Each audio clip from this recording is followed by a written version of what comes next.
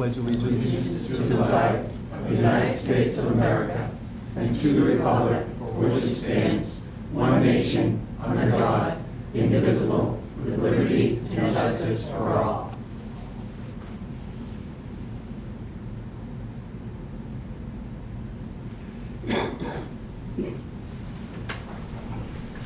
So this evening we have a full agenda.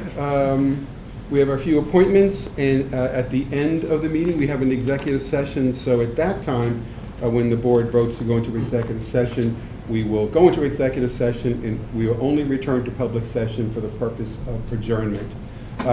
We have first appointment at 6:35, but I'm wondering, would the board prefer to just, at this point, we have a couple minutes to take care of a couple of the initial items. Number one being warrant signature update. Make a motion to accept them. All in favor? Aye. All opposed? Carried 5-0. And meeting minutes for approval of the board. Submitting meeting minutes for May 21st, 2024. Motion to approve. Second. All in favor? Aye. All opposed? Carried 5-0. And then with that, we'll go right to our appointments. And our first appointment this evening is the Concert Committee. Welcome, Concert Committee. We have Lee Leach, Paul Easy, Pat Chick. Welcome. And annually, we have the Concert Committee here about this time of the year to announce the program for this coming year. But I thought maybe if we could, before we start, we could just maybe cue up a video just as an introduction to our concert program. Absolutely. Thank you, Mr. Chairman. Ron from the control room, if you could cue up the video. Folks at home should be able to see this in just a minute. Promise it's not just me. Meanwhile, in Norwood, this town hall isn't at all what it looks like. Everyone thinks it's a church. We've had weddings in here and we've had wakes in here, but it's not a church. Let's be clear. Looks like a church, sounds like a church, but not a church? It's a town hall and it's always been a town hall. Town General Manager Tony Mizuko explains. So Norwood Town Hall was purposely built as a town hall in 1928 as a memorial to World War I and Civil War veterans. It houses our historic memorial hall as well as our town offices. The cannon out front is actually a German cannon. It was captured during World War I, and the American Legion at the time was sending cannons around the towns that wanted to display war spoils. The most distinctive feature is this bell tower, which is not purely decorative. If you go right up to the top of the tower, there's a 50-bell carillon that was donated by Walter Tilton in the 1920s that still gets played by a number of carillonneurs in town.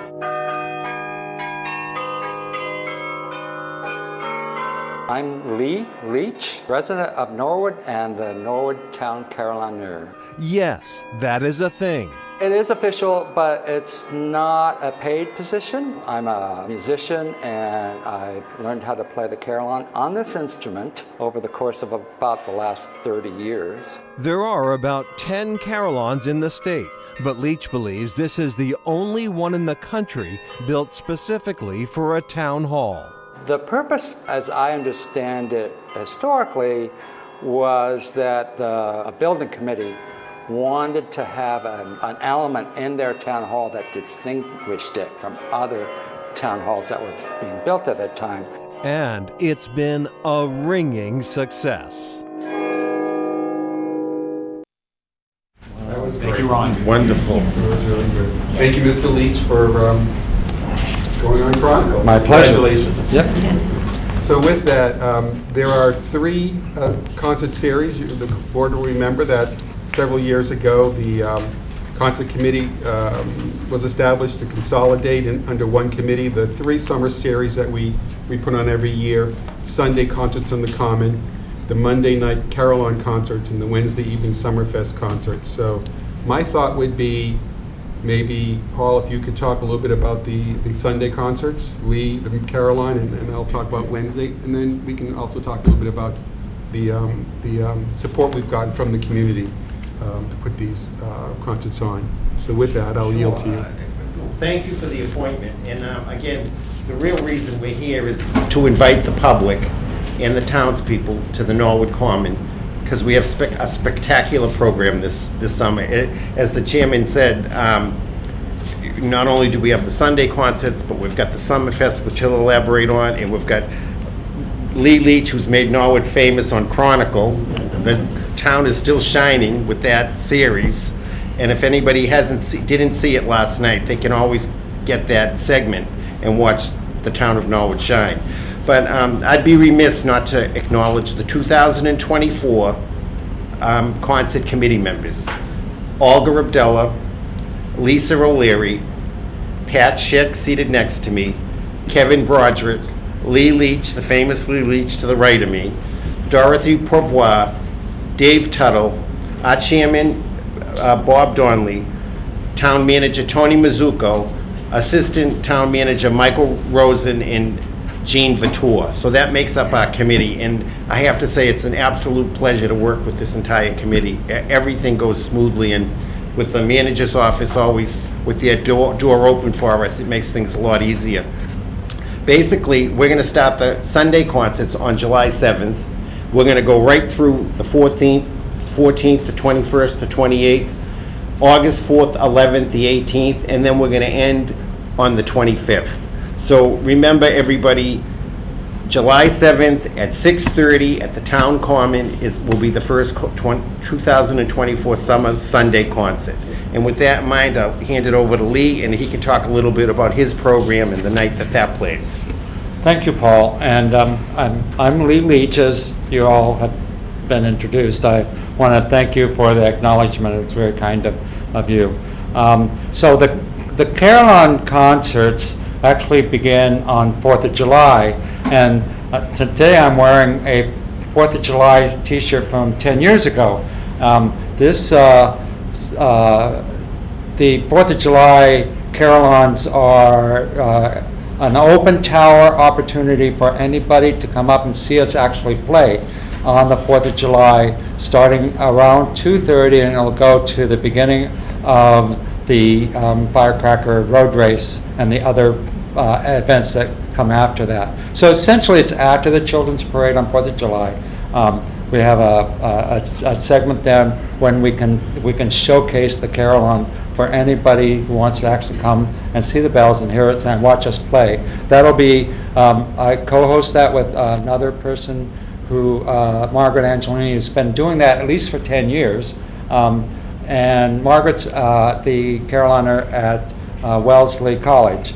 In addition to that, every Monday night at 6:30, like Paul said, all these concerts will start at 6:30, Sunday night, Monday night, and Wednesday night. And our Carillon concerts go for 1 hour, so it's 1 hour from 6:30 to 7:30, and then after that on Monday nights, if those people want to come up and see them after that, a short tour after that, we usually have some time to do that from 7:30 to 8. But our schedule this year goes through the month of, all the way through August. There are 8 Monday nights. We have a combination of some other local Carillioners. We start out that Monday series with a favorite that's been here for many, many years now, Margaret Pan. She plays a wonderful recital.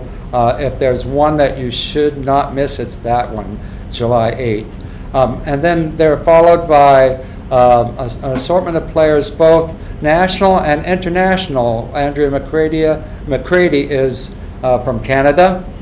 We have players from Maryland, a couple of players this year coming all the way from the West Coast in California. And then we do also have some local players. So with that, I'll hand it back over to, I guess, our chairman, Bob, for Wednesday night.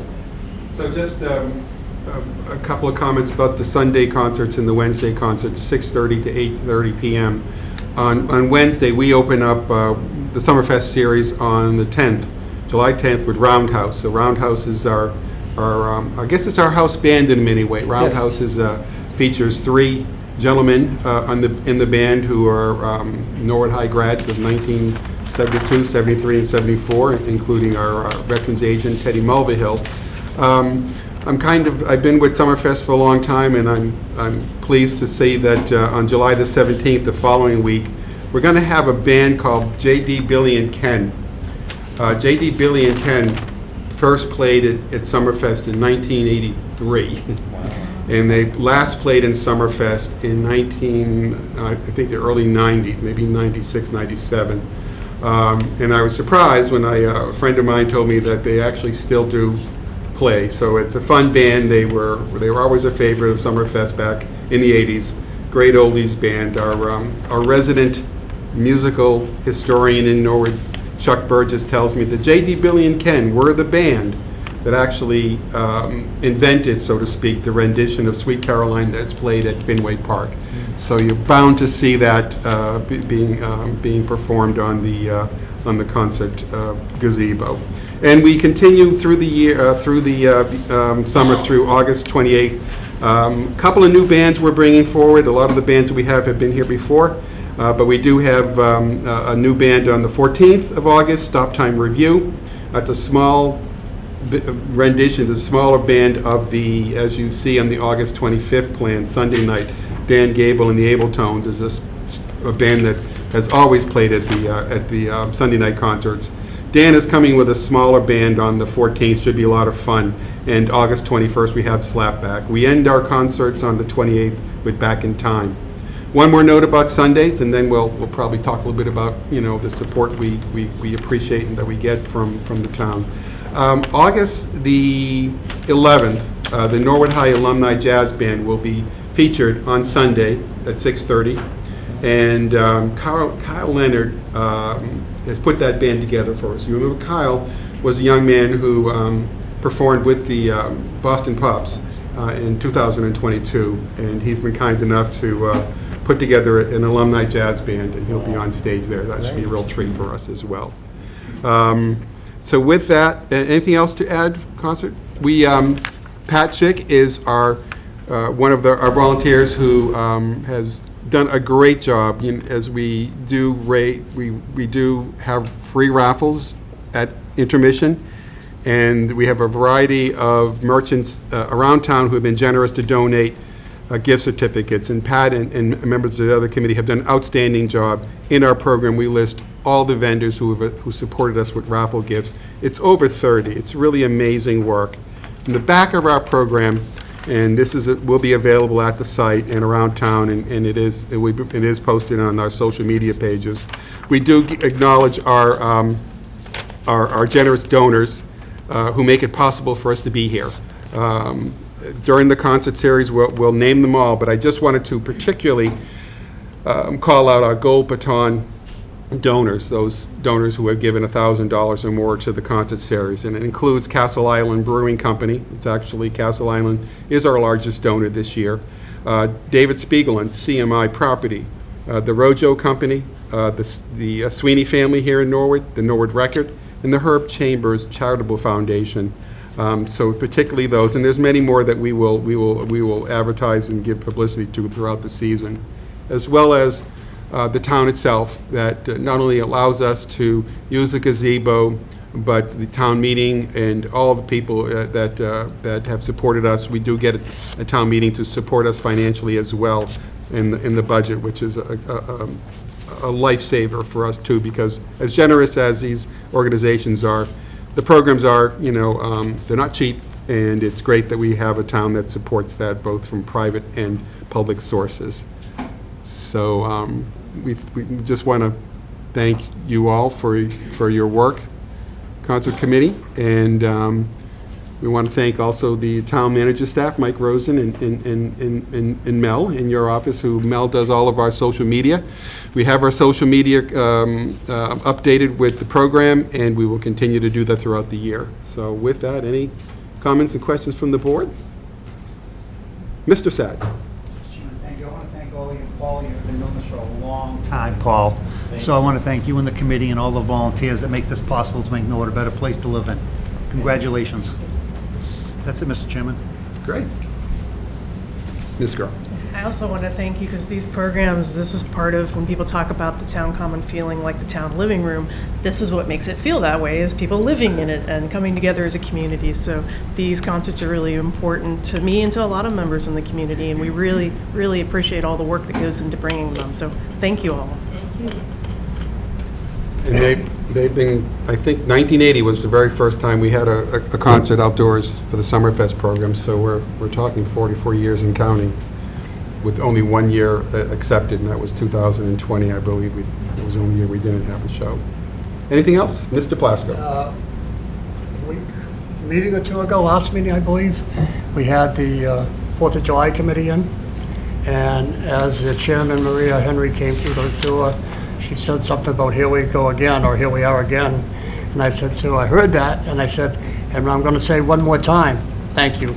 Same thing to you people for all the work you do year after year. It makes the town so pleasant to be a member of and to just really enjoy our summers here. Thank you. We don't all get away, so we like to have this happening here in town. Mr. Lane? I'll just reiterate what my colleagues say. Thank you very much. It's great what you do, and we really appreciate it. Mr. Chairman, could you also just thank and acknowledge Jerry Callagher and tell him what he's done for us? So Mr. Kelleher, Jerry Kelleher has been gracious as we have a sign that we has sat in front of the town hall lawn for a number of years. I was very specific to our Summerfest series, and we asked Jerry Kelleher if he could design a sign for us that will cover all 3 concert series, and he has done that. We just have got the graphic design this week, and Mr. Mizuko has graciously forwarded that to the DPW to find out just how best we can employ that design on a new sign. And it's a really eye-catching lawn sign that I think we can also use in other publicity down the line. So we thank Mr. Kelleher for that. It really is a beautiful design depicting the Carillon Tower, the Town Hall Tower, and the gazebo.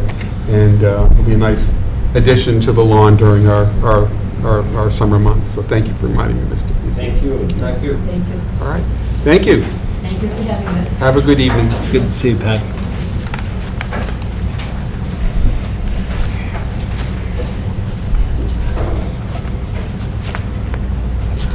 Welcome. Who's going to speak for the group here? Anybody want to say anything, or do you want me to? Well, if Go ahead, I Patty. could, I just wanted to say that a very long time dear friend of mine, Patty Drake Wheeler, that we went to the Balch School together from kindergarten on up, and her career at the Balch School has come to an end, and I just wanted her to be recognized because she's given her heart and soul to the students at the Balch School, and she deserves all the praise in the world for it. It hasn't even started, Pat. Well, that's great. Your friends have put together a really nice tribute to you, and if you don't mind, I'd like to just acknowledge you with some of the thoughts. So this is your bio. This is your life, Patty. Patty grew up in Norwood and attended the Balch Elementary School from 1968 to 1976. She graduated from Norwood High School in 1981. She did her student teaching in 1985 at the Balch Elementary School with Principal Andy Cioletta. After that experience, Andy hired her as a half-time kindergarten teacher due to overcrowding at the school. She taught kindergarten for half the day and then was a paraprofessional aide at the Cleveland School, the other half for the remainder of the 1985 to 1986 school year. In 1987, she was hired as a full-time aide at the Balch, working with Mrs. Elizabeth Wynn in special education. Mrs. Wheeler was officially hired as a first-grade teacher at the Balch in 1987 and remained a first-grade teacher throughout the 2023 to 2024 school year. Starting in 2008, Patty merged her love for the Boston Red Sox and her love for her kids and became the Balch School's team captain for the Rally for Cancer through the Jimmy Fund. To date, she has earned over $14,000 by running a hot dog for lunch for staff and fundraising with staff and families. Mrs. Wheeler will be remembered for her true love of teaching, compassion, dedication to her students and families, and her commitment to the Balch School. So congratulations. Thank you. I forgot to mention, and one more mention, you also happen to have some of the best holiday decorations in Norwood. No matter what it is, Christmas, Halloween, always greatly decorated. We have one more item to go through, but I'm just going to open it up for the board to wish you well as well. And then we'll open it up for comments from the group that's sitting here. How about that? Anybody here? Mr. Sad? And all my kids at the Balch School, I know Mrs. Wheeler quite well, and Patty Bailey also. We have a unique history of South Norwood, the teachers down there. Mrs. Karapitas, I went to a retirement party last weekend at Lewis's, and we mentioned at the meeting 2 weeks ago, but all the teachers at every school, but the Balch is something different. There's a diverse community with 28 different languages down there right now, I was told. And I remember the principal. No, before, right after that, John Conlon.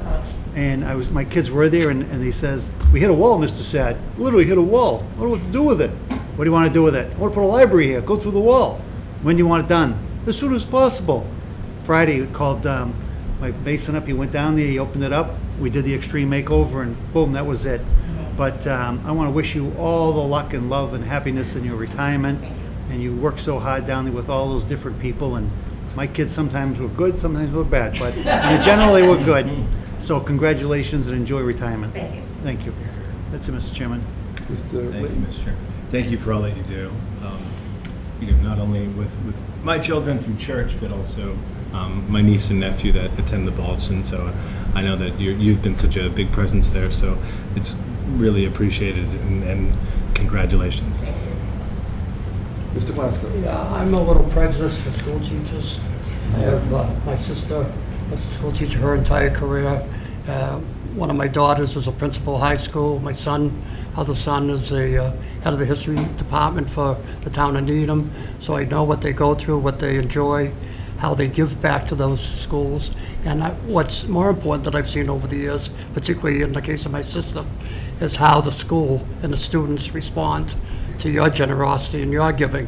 It comes back to you so many times and what you see in their eyes and how their lives develop. So thank you for everything you've done to contribute to all those students. Thank you. Ms. Groh. Thank you, Mr. Chair. I also would like to congratulate you and wish you so well in your retirement.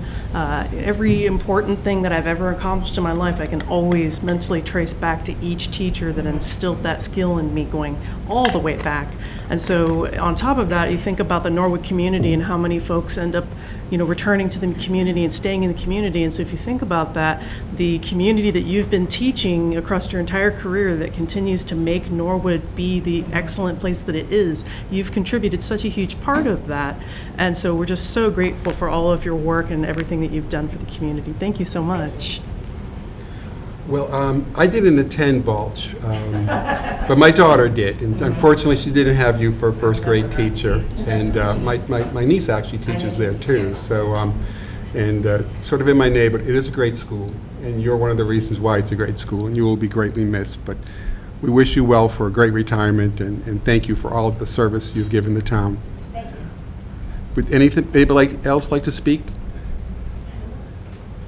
Patty, how about yourself? Do you have anything to say? Do you want to? I'm trying to count all the sad family members that I taught over the years. And your niece currently teaches at the Balch. Yes. And Matt's niece and nephew and his 2 kids at Sunday school. But I'll still be around. Come sit on my bench outside the Balch. It's beautiful now. It's a date. There's one more thing we'd like to give you, and this is a certificate of appreciation. This is presented to Patricia Wheeler for her dedication and service to the Balch Elementary School community, June the 25th, 2024. Signed by myself, the chairman of the Board of Selectmen, and Mr. Mizuko, our general manager. I'll bring it over to you, and as well as the nice write-up your friends did for you as well.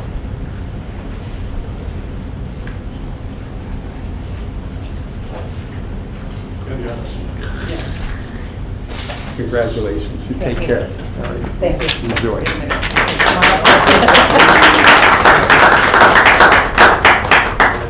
All right. Thank you. Thank you. Thank you very much.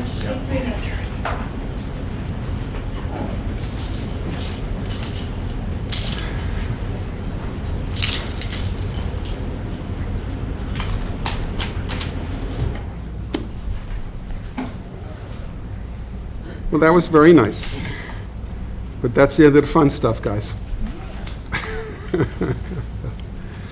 We have a moment or two before our 7 p.m. public hearing on water and sewer rates. So if I can return to the agenda, board members, and could we, I'm going to suggest, in the interest of time, that we go to, because I do know we have some folks coming in on the CV. Why don't we go to the Community Preservation, item 4.5, Community Preservation Committee, reappointment, submitting request to reappoint John Hall to the Community Preservation Committee for a 3-year term that will expire in July of 2027. Do I have a motion? Motion to reappoint with gratitude. Second. All in favor? Aye. All opposed? Unanimous. Just a note as well, I understand, Tony, Mr. Mizuko, I don't know who the other member that we have appointed to this, to Community Preservation. I believe it was Maria. Is resigning. I understand we've got notification. Yeah, I think doesn't want to fill a second, is unavailable to fill another term. Right, unavailable to fill another term. So if there's anyone who is interested in serving on the Community Preservation Committee, if I can suggest that you send an email to managers at managers@norwoodma.gov yeah, is the easiest way Mr. to get there. Mizuko's email, and that will give us some data on folks who might want to serve on the committee. Maybe we can get somebody here for our next meeting. Let's do one more before we get into the water rates. We have the Economic Development Committee reappointment, submitting a request to reappoint Eric Bodenhofer to the Economic Development Committee for a 3-year term that will expire in April of 2027. So moved. Mr. Plasko, Mr. Lane seconds. All in favor? Aye. All opposed? Carried. It is now 7 o'clock. We can move into the FY25 water and sewer rate recommendations. Mr. Mizuko, I understand you have a presentation? I do. It's actually just a few slides to talk through. Okay. I think we gave the board a hard copy. There's not a whole lot of data in there. It is technically a public hearing. Do you want me to start, or do you want to just open the public hearing and then I can go? That's true. I'm so sorry, Ms. Woodward. Would you read the public hearing notice?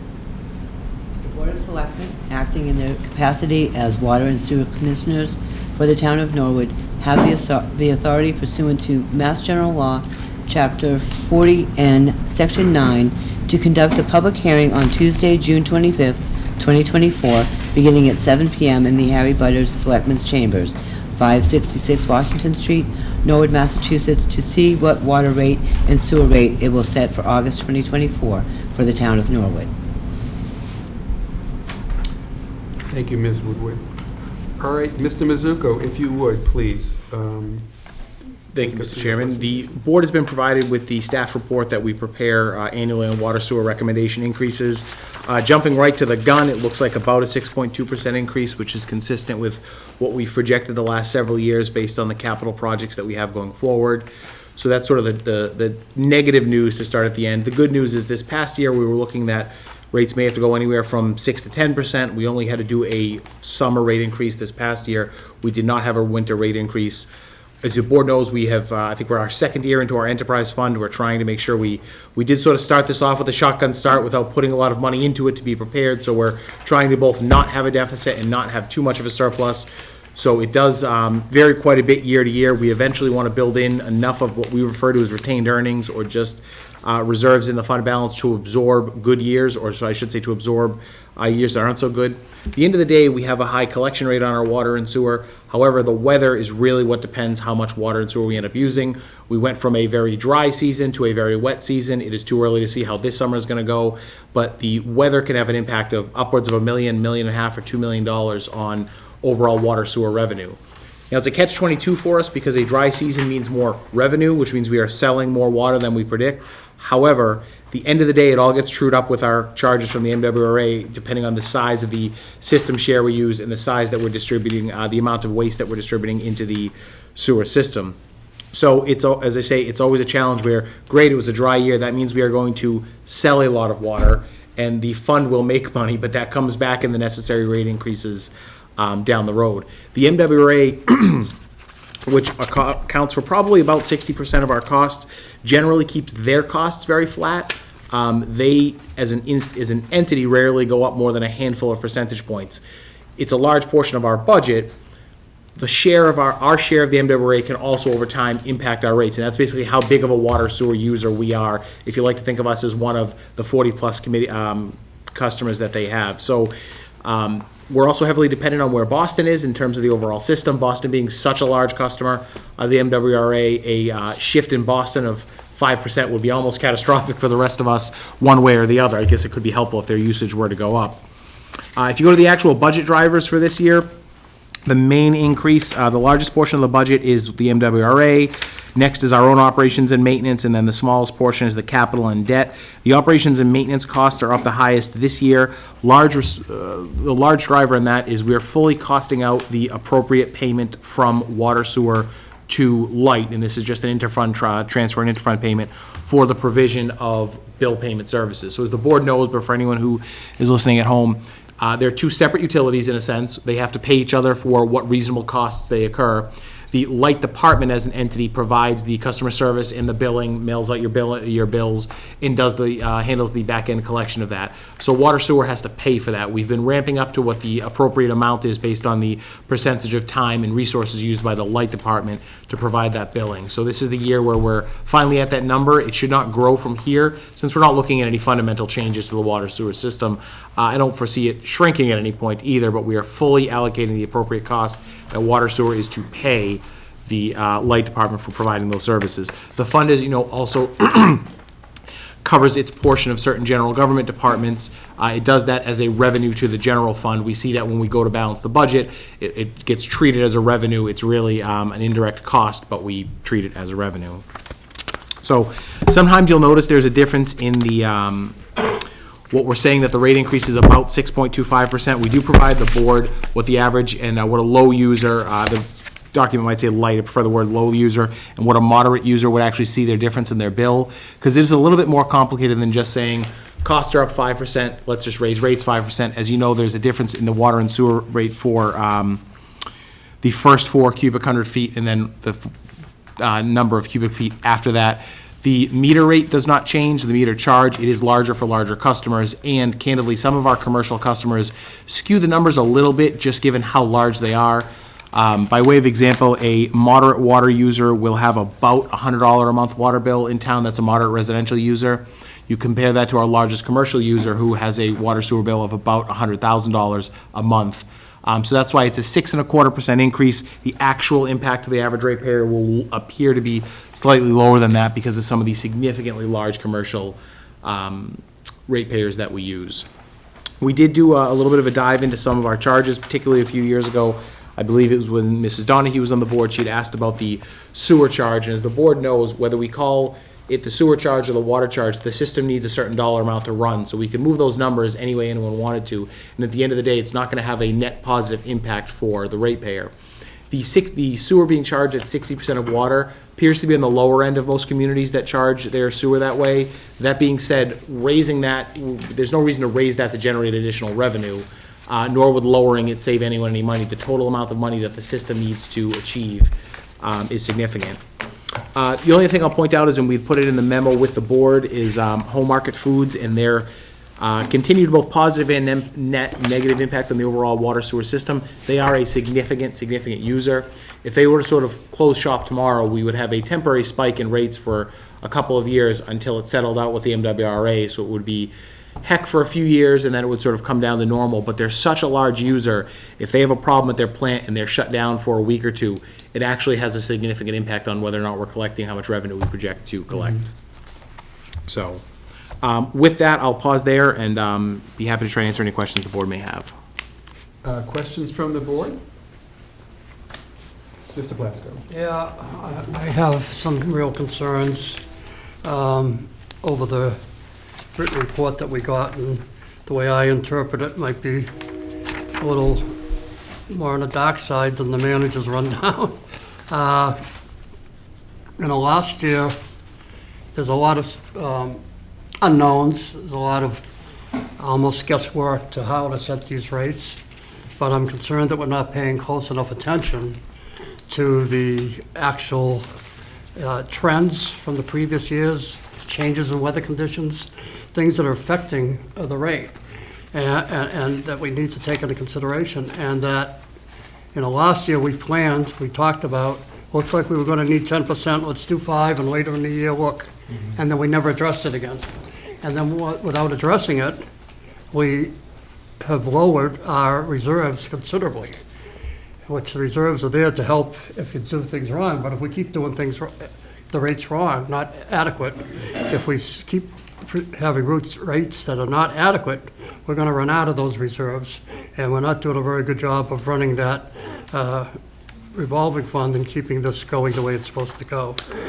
So at a minimum, personally, I don't know that we shouldn't, I have enough information to say we should do a percentage or two higher than what's being recommended at the moment, but I would strongly recommend to the board, and even make it an motion if you want at some point, Mr. Chairman, that we have in January a full detailed update so we can judge where we're going and where we think we're going to end up and whether or not we need to make any mid-year adjustment or not. And I don't personally want that to be, oh, we looked at the numbers and things are good. I don't want an opinion. I want some backup like you have here with enough time for us to really study it and analyze it. Because I am concerned that if we keep doing this, it's not in the right direction. We need to make sure we get on top of it. I also, I won't, some of the, couple of the phrases that we use I take exception to, but I think my general comment kind of covered all that, so I'll stop there. Other comments? Just, Mr. Chairman, if I could, we can certainly bring something back in January. We've historically set rates around this time, and candidly, it's not the best time to set rates in the summer. We have to. This is our schedule. We can't delay it. Moving into January would, and I'm not saying we can avoid a rate increase and wait till January, but trying to get on a track to do it that point in time, we really have the close of the fiscal year, and we can really look at how the previous summer went, which the challenge when we're setting rates is we sort of set a budget in April, town meeting approves it in May, and then we're running in June or July for a July or August start date. We also have no idea how the summer's going to actually be. To Mr. Plasko's point, we're always sort of catching up to the previous summer. We could look at trying to move it to January. It might require maybe a bigger increase in January, but then next July, it's not as much of a large increase, and we can move it, so that way we just have a little bit better data every time we're setting it, knowing what the prior year has been. So I think we can certainly do that, and we'll bring something back in January with backup about where are we, would we want to increase the rates just to make sure we're call it an overlay, call it reserves, but to make sure we're moving towards stability. The first year we had a really good year, then we had a really tough year. We've changed nothing in the long term about the money comes in, the money goes out. We're just trying to keep it segregated in one fund, so. There'll be a lot better practice. Thank you for that. Mr. Chairman, I know, Mr. Manager, when I came on board a year ago, we were going to go with a sizable increase. We knocked it down to 5% and just said we'll look at it, as Bill said, maybe 6 months later. And my thought would be is, I'm just concerned how one company is a huge water user, and that's a big number to be hanging over our head all the time. I don't know if Bill or anybody would maybe a small increase at this time and then look at it 3 months from now, split it and go 3 months from now, look at it again. At some point, it's an easier bite for the seniors and the veterans and the people that can't afford it, a 5 or 6, 7, 8% increase versus 3, 3.25. Well, I think that I understand what you're saying. Yeah. The challenge is that's when we originally started moving towards looking at a larger rate increase and splitting it over the year.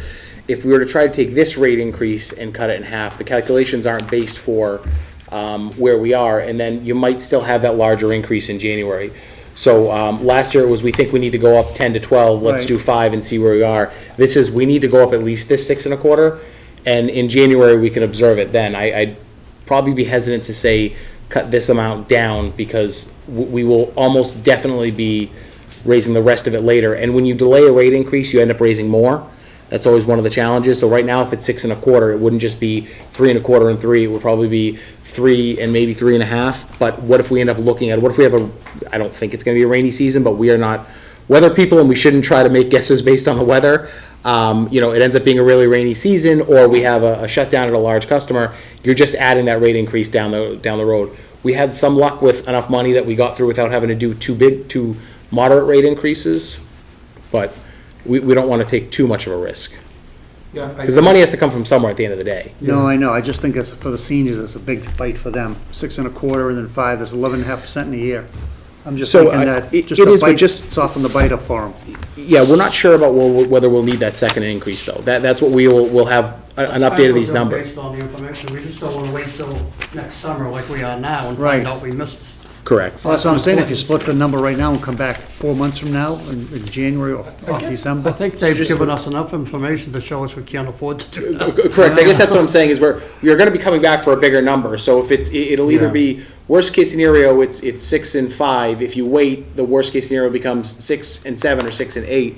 To your point, we always are cautious about particularly seniors on a fixed income. Yep. If the board remembers, 2 or 3 years ago, you adopted a senior water sewer work-off program, and we do have a number of seniors who participate in the water sewer, who participate in the senior tax work-off program, also apply and work on the senior water sewer work-off program. And remember, the program, it does have an income limit, but I think the income limit's somewhere north of 70 grand. And if you can't do any work yourself, you can find a volunteer to do it for you. So that significantly helps any seniors who may be struggling with their water sewer bill. However, to your point, the low, what we would call a low user, which is usually somebody living by themselves or maybe just an elderly couple, the average increase is about $2 a month, because they're realistically only seeing about a $40 a month bill. It hits most candidly families. I know you had a lot of children. I'm sure back in the day your water bill was it's still up probably there. quite extensive, Mr. Sad. A family of 2, it's going to be that $40 a month. A family of 4 might be in the $100 range. If you've got 5 people in the household and everyone's playing sports and showering, then it goes up from there. I mean, I guess the other part of the equation that's problematic is that, the MWA assessment is essentially a fixed cost, and that's just 64% of the FY25 cost. So, we don't have a lot of control over the MWA. That assessment's there, so maybe not doing a rating or modifying the rate increase may in fact put more pressure on our.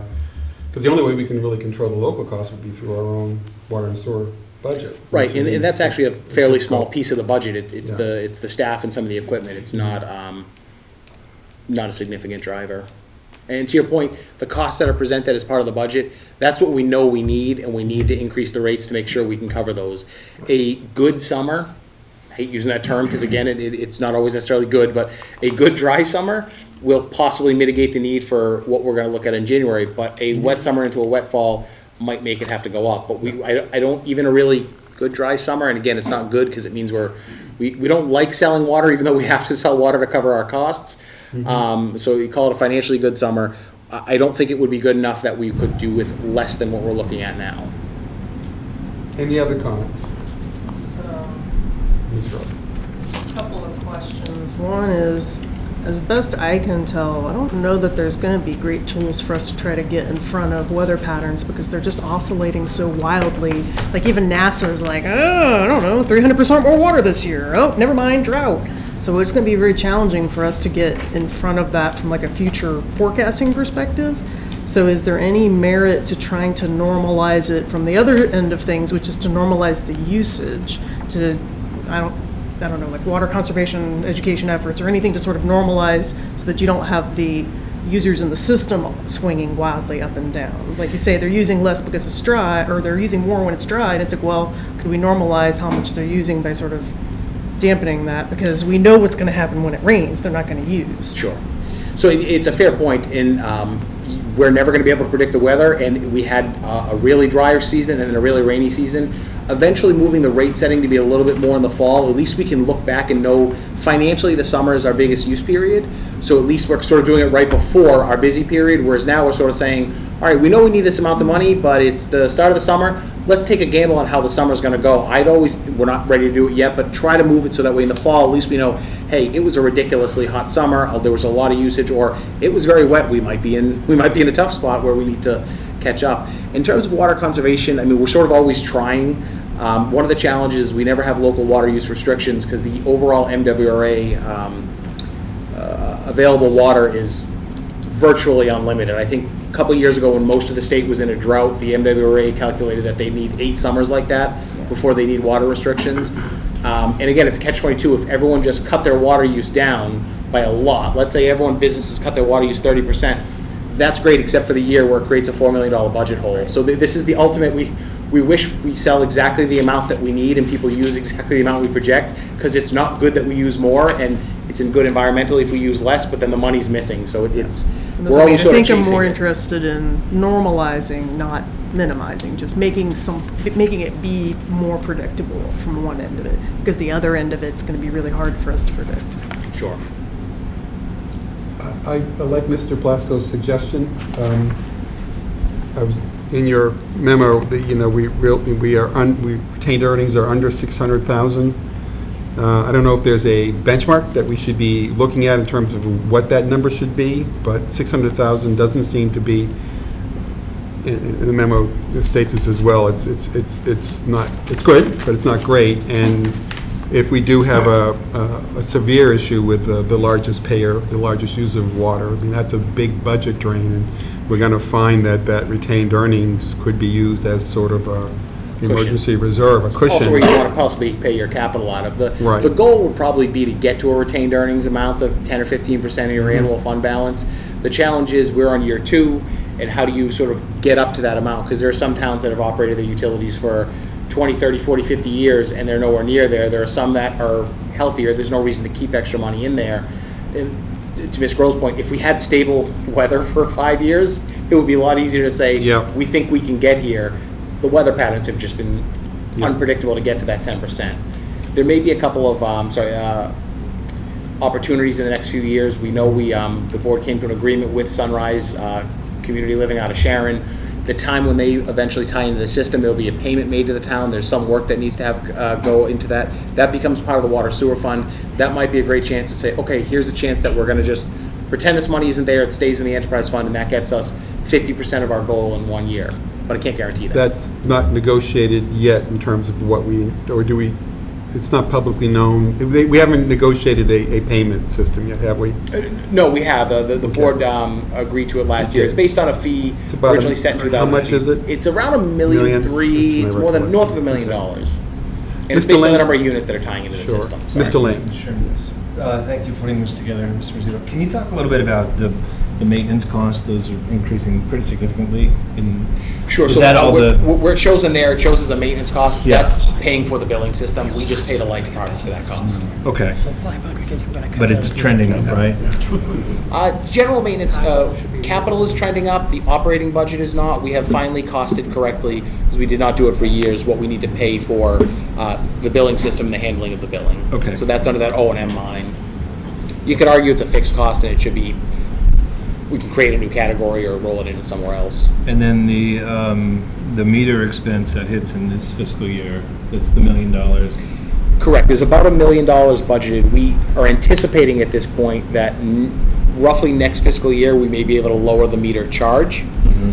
Tentatively, I don't want to say we are. We are about a third of the way through the backlog of meter replacement that we have. We, in perpetuity, won't need the full charge, but it might be next fiscal year that we can look at dropping the fixed charge, which is, I think, $687 a month, possibly down to around $3 a month. But we're not there yet. We have to clear our backlog and make sure that what's in there is enough to take care of that routine 5 to 10% replacement a year without falling behind and without having to drop it and then raise it 50 cents a year every single year. But if things trend well, potentially that would be a cost savings on your bill. Absolutely. If we're not able to do it this coming, so not July 1st as in a week, but for next fiscal year, if we're not able to do it then, it would be the one after, and then we will have cleared our backlog, unless, knock on wood, there's a giant increase in the cost of the meter readers. But Okay, so that'll help. yeah, give it a year or so, there should be a drop in that. Okay. I will also reiterate that Mr. Plasko's idea of revisiting this sooner rather than later, or, formally setting the date to look at this would be good. Mr. Chairman, a couple of things, Mr. Manager. Let's say a company has 6 months, 5 months estimated readings, and it's not a real true. Is there a red flag at the water meter department that says this company's estimate's going out, but we don't know the usage of it, so we can get somebody to read the meter? So we always know when it's an estimate, and the company can always read their meter and call those meters in if you're on an estimated read. We know when it's not transmitting, and we communicate that to businesses and residents. We don't get the best response rate. It's been on the bill for sometimes a year. We calls, door knockers.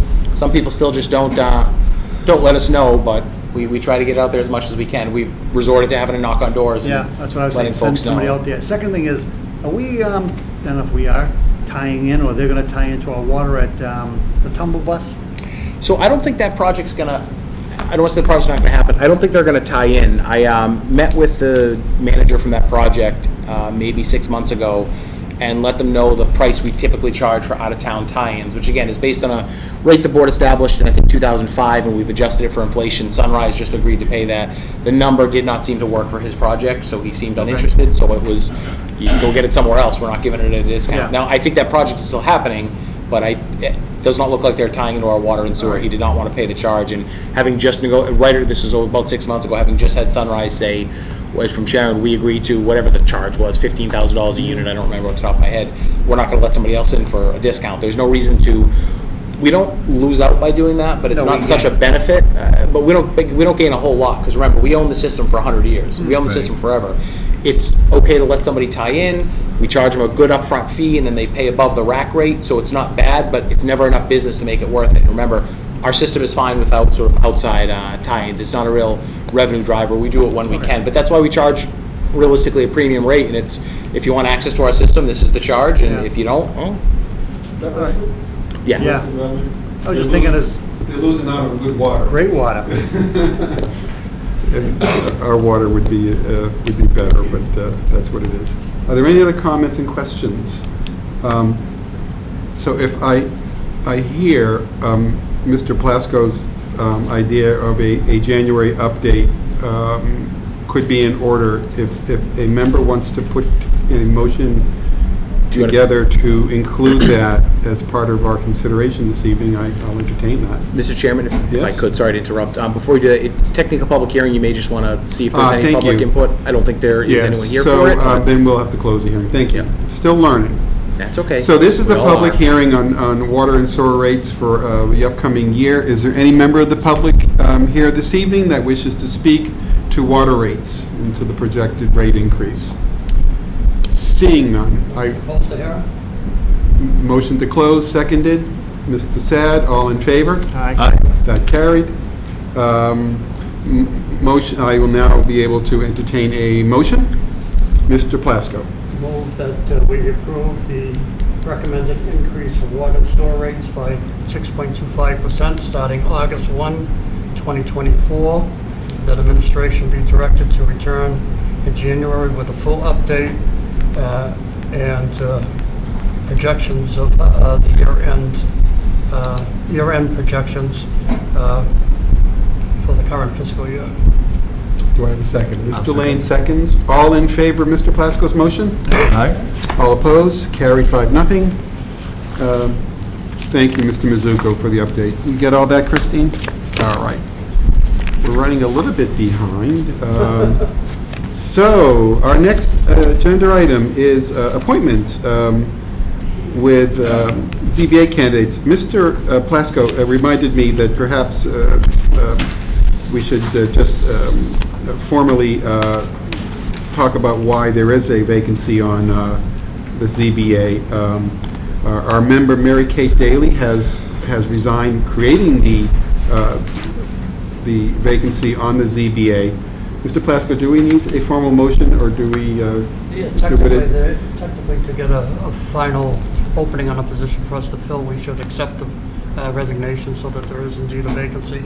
This kind of went through through the committee, zoning board or the planning department instead of coming directly here, but we should finalize it. I will entertain a motion. So moved.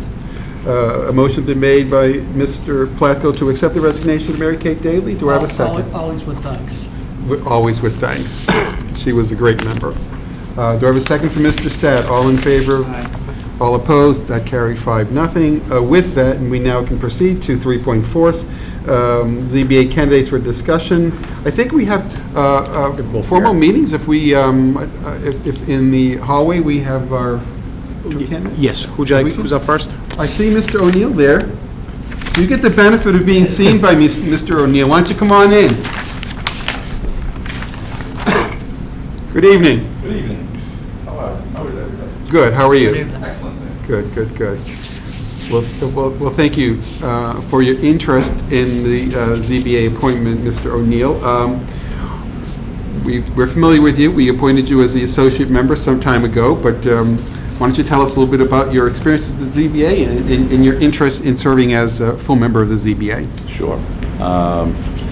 As I think I told you some time ago, I've been in the real estate business, both on the government side and the private sector, for the past 25 or so years, and have extensive experience working with the ZBA from the government end of it, and going before the ZBA from the private sector, and understand the importance of the job, but as well the difficulty of the job. And you know, the reality is, you know, zoning is a critical component of how a town develops its character and how it develops itself. But conversely, it's also an important component of how we generate taxes and how we pay the bills, and how we keep the bills at an appropriate rate so that the homeowners and the businesses aren't overly taxed and not willing to come and reside in our town. So with that background, I think that I have what it takes to be a member of the board and to make, bless you, and to make judgments that would be in standing with what the town would expect. Thank you, Mr. O'Neill. I'll open up any comments, questions from the board. Mr. Sack, Mr. Lane, we'll go Mr. Lane first. All right, thank you. Thank you, Mr. Thank you, Mr. O'Neill. Thanks for being here, and thanks for serving in the capacity that you have so far. We appreciate that. I think I said this before, this is a good problem to have, that we have two associates that are interested in being appointed to full members. So absolutely. Yeah, that's great. If you could talk a little bit about the time that you served, I believe it was the Chief of Staff for the Boston Redevelopment Authority. Correct. And I know there's probably a lot of examples, and you don't really have to get into specifics, but maybe sort of like attributes that you had that made that a successful environment for you. I guess what I would say is it's, the first word I would say is balance. You know, understanding what the needs of the community are vis-a-vis the zoning code, and how that is, it's not necessarily sacrosanct, but it is certainly what we expect to live by, given that there are exceptions to every rule. And in a place like Boston, you have to have some level of balance with what the private sector is trying to do, because the Boston Code was so outdated, and virtually every project had to go to the ZBA. And so we had to balance what the needs of the community were versus what the needs of the development were. And so I would suggest that Boston is a pretty unique situation, but the value of that for me is that I was with the, working with the ZBA hand in glove for, many years. So, if that answers your question. Yeah, thank you. I appreciate it. Mr. Sass. I want to thank you for coming tonight and putting your name in the ring for the full associate board. And I don't know much about you, but the resume I read, I think it was probably 3 months ago, we appointed him for associate, was very impressive. Anytime you deal with the Clintons, the Kennedys, the Perrys, the O'Neills from Boston, Dapper O'Neill, and the whole clan, it was very impressive. Oh, thank you. All Democrat, but it was very impressive. Thank you. Just means I'm old. That's what I tell my kids. You're really qualified for the job, and you'd be a real big asset for Norwood. Oh, thank you. Thank you. Thank you. That's it, Mr. Chairman. Thank you.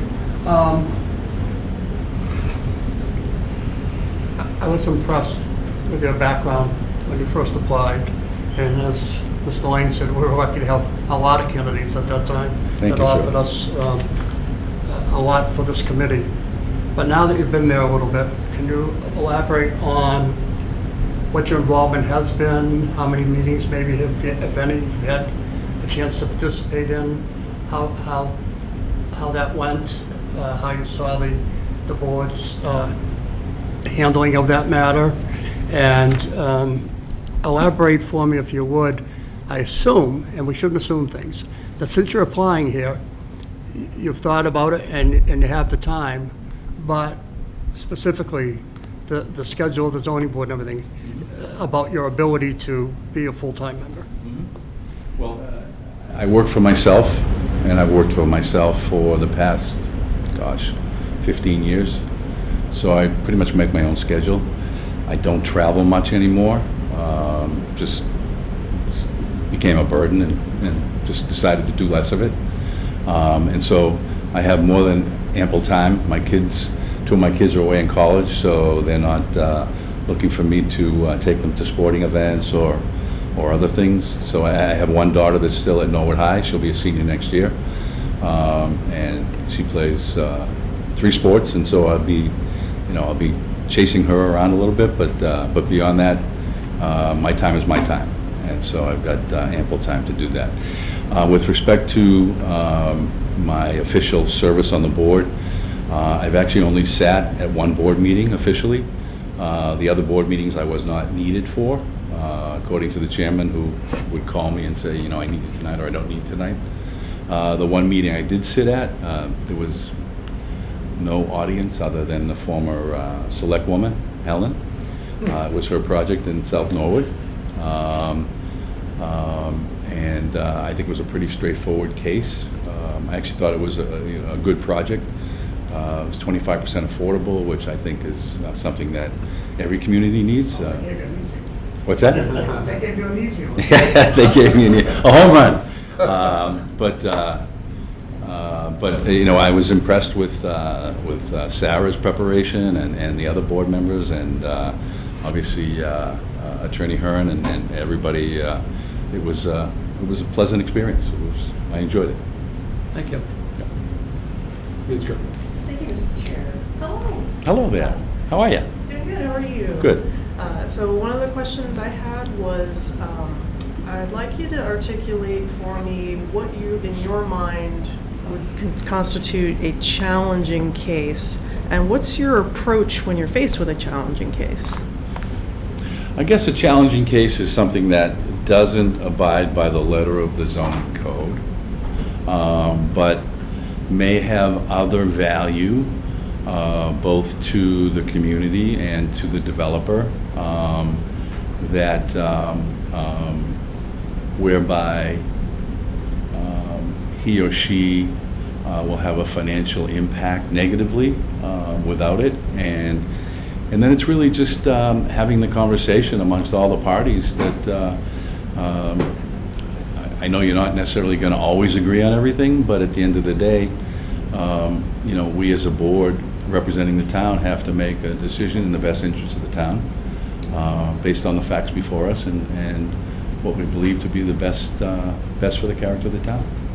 Excellent, thank you. No further questions? Great. I don't have any questions, Mr. O'Neill. My board members have been very thorough. So thank you for coming in and throwing your hat into the ring. We do have your colleague who we're sitting here as well, and we'll have a conversation with her, and then post interviews, the board will deliberate and hopefully make a decision very soon. Terrific. Thank you so much for your time. Thank you. All right. Thank you, man. All right, have a Great night. Good to see you. You too.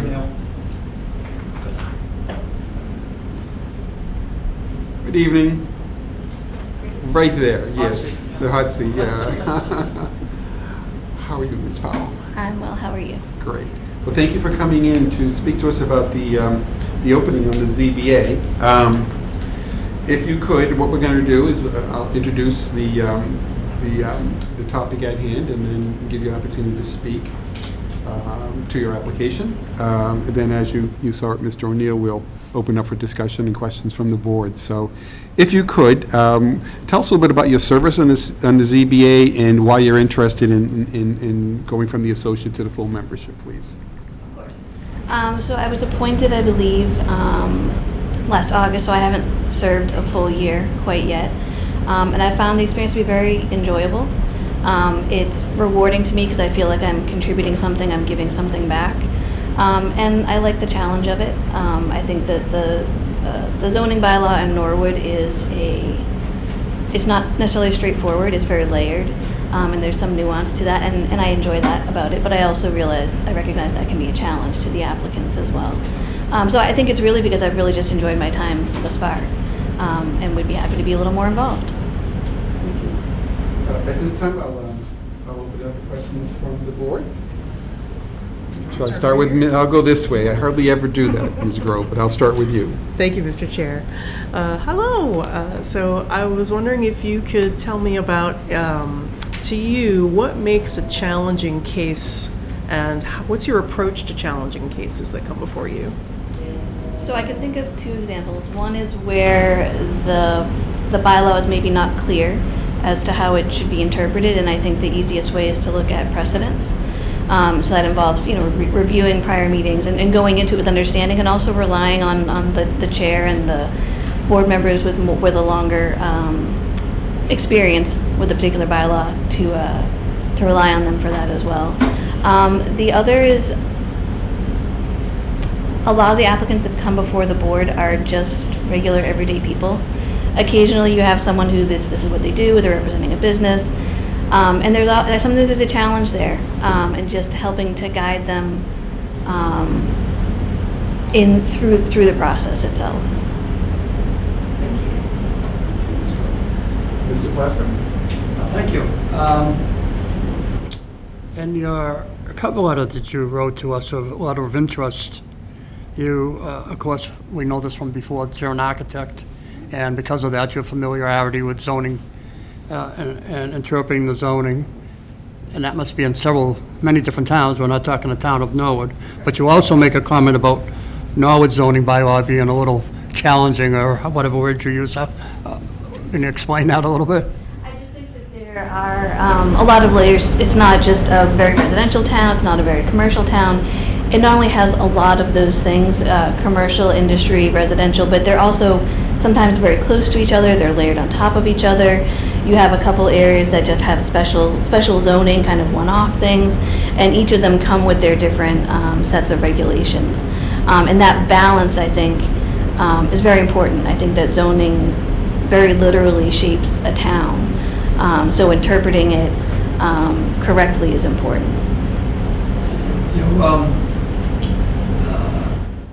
The question I asked the last applicant about time to serve.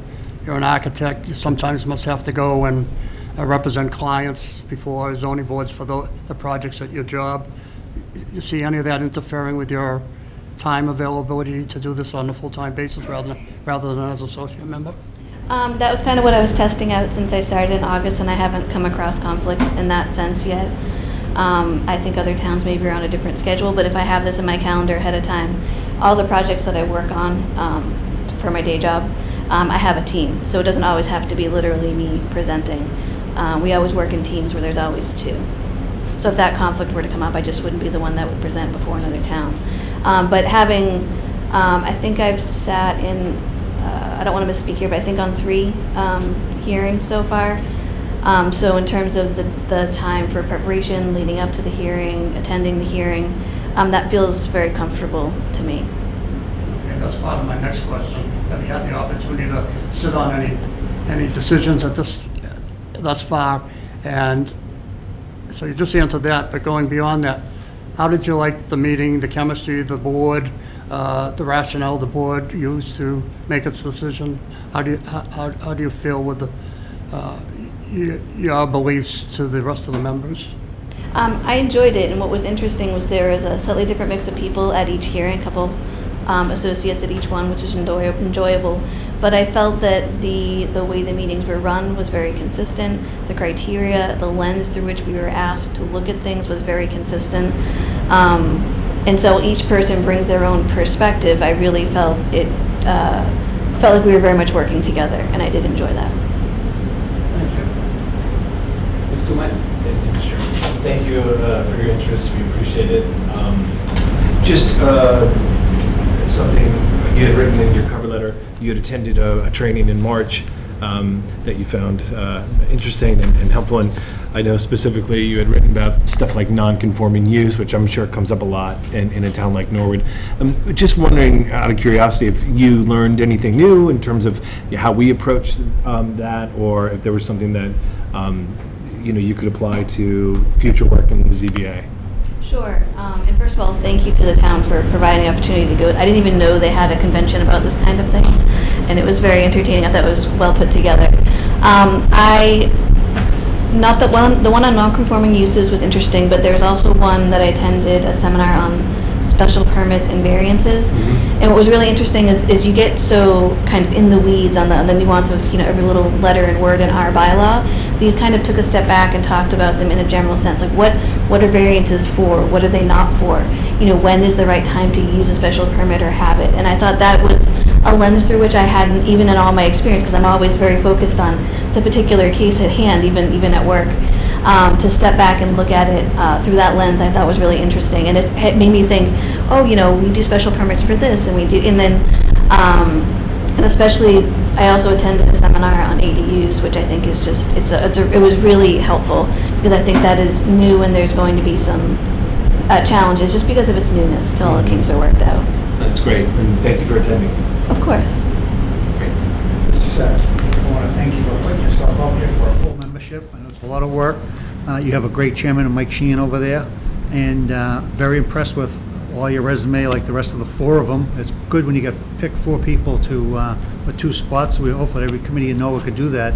So I have really no comments other than just thanks for coming up and putting yourself on there, and hopefully it'll work out for everybody. Thank you. Thank you, Mr. Sell. So I'm on the steering committee for the master plan, and Sarah Dixon suggested that some of us attend that as well. So I give you credit for attending CPTC training full day in March the 17th, which happened to be St. Patrick's Day, if I remember right. So yeah, it was quite a list of training, very, very informative. So I concur with you in terms of how beneficial that training is. For me, not being on the zoning board, but gave me a good foundation of information regarding planning in general. So kudos to you for attending as well. I don't have any further questions. I thank you for coming in. What will occur now is the board will now have a chance to deliberate and at some point make a determination as to whether we're ready to make a motion to nominate someone for the position. But we will be back in touch very quickly because we realize that the zoning board needs to have that member pretty quickly. Okay. Thank you again. Thank you.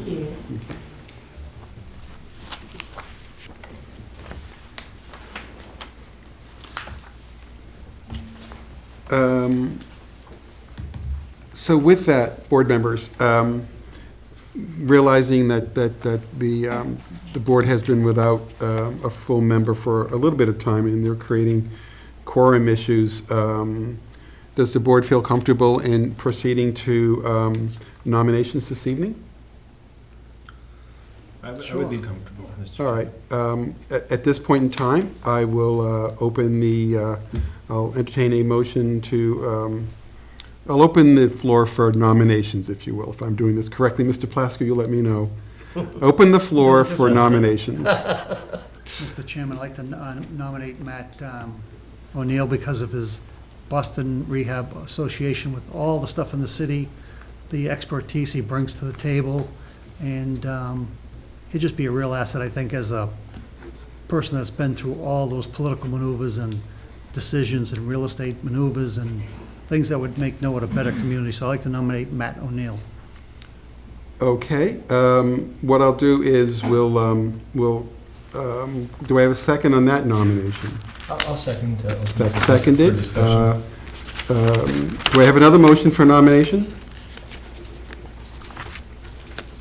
I'll open the floor for, so I'll keep the nominations up. Is there another motion to nominate?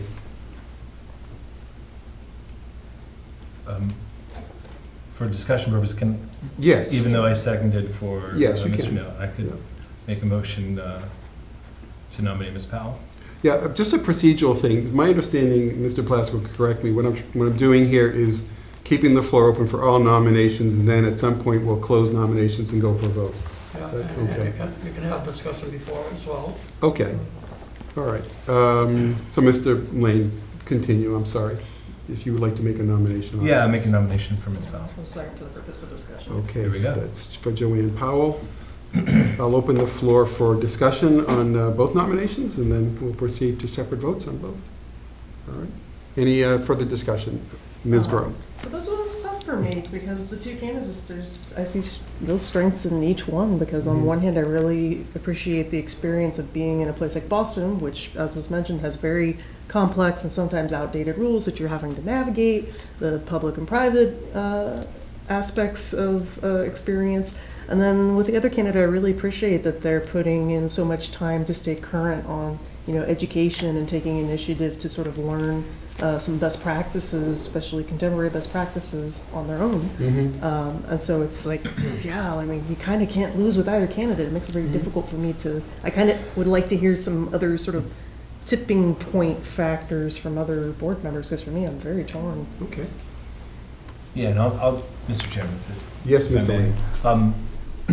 I'm along the same lines of Ms. Groh and her thinking in that.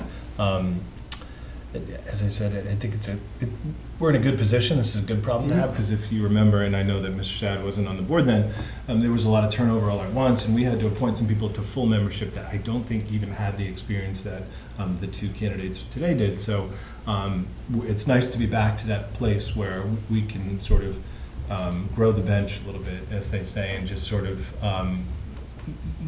let people sort of ease into the position.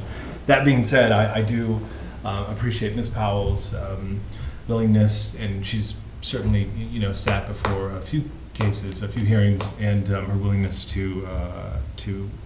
for professional development and for the training. But I do really like Mr. O'Neill's real-world experience, and I've gotten to know him a little bit over the past year, and I like his approach, and I think he brings something a little bit different than perhaps the other members of the board as it's constituted now. So I think I too would like to hear the other members speak on this as well. But as I said, this is a good problem to have. It's really nice. Yes. Mr. Plasko. Well, I agree, it's a good problem to have, and I've been kind of torn thinking about the candidates even coming into tonight, and then after we heard them this evening, it's still difficult.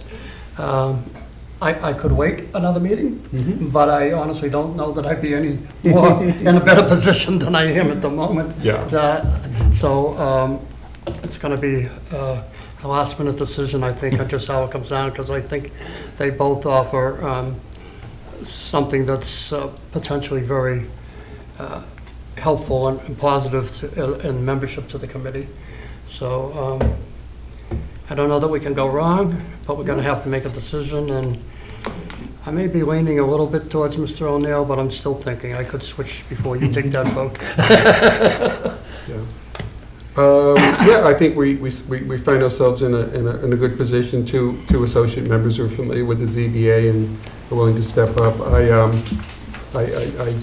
Having attended the CPTC training back in March, it gave me an orientation as to the technical content that zoning laws and regulations have, and I do appreciate Ms. Powell's efforts in attending that all-day training, and I think that from my looking at the course agenda and what was presented at CPTC, I think that that is a really good training process for a member of ZBA to go through. I think that provides a foundation of knowledge that may be a little more difficult to get with attending ZBA meetings. So I do give a lot of credit to the effort made and the content that presented at CPTC that Ms. Powell presented. Pretty close in terms of their attendance at meetings. One has attended 3, Ms. Powell, and Mr. O'Neill has attended 1. I think that in my mind, I do have a preference in candidates given that information, but I don't think we're in a position where we should wait, given their situation, but I'm willing to listen to the board if they have another opinion. Mr. Sad? Being new on the board, I think about people and wisdom and the knowledge and the resume that Mr. O'Neill had. And it's so impressive. We already have Joanne and all her help that she's given on the board as an associate already, and to bring up somebody and not to lose that person. Time heals all wounds, and he's just so super qualified in the circle that he's in. To navigate through Boston politics is one thing. Come to Norwood, probably just simple work for him, but he's been through the realm of, his resume is so impressive that it's hard to vote against him. You know, and to say, hey, you know, this is a person that we have two good qualified candidates, but you have somebody that's got years and years and years of experience at Boston Housing Authority and Boston politics and Norwood politics and everything else that he's involved with that I don't know about, but his resume is super, super impressive, and that's all I can say, being a newcomer on the board, that I'm hoping my colleagues will see the ball game, and in the ball game, we have somebody that's might hit a grand slam and somebody that might hit a base hit. And nothing against Joanne, but I think Matt is just, I mean, I wish he was on the Republican side of life, but he's on the Democratic side of life, but that's good for him and his endeavors, but I still stick by what I said. He's just really qualified for the job, and that, you know, we want to fill it with qualified people, and he's just up there. Our board is nonpartisan. I know. Mr. All right. Chairman? Yes. Sorry, if I could, recognizing the board has a challenging decision here between two qualified candidates, I do know that Mike Sheehan, the chair of the zoning board, has recommended Mr. O'Neill. He just looks at his own board and just balancing what he thinks he needs and for business. So if that is of any interest to the board, I know that he strongly recommends Mr. O'Neill.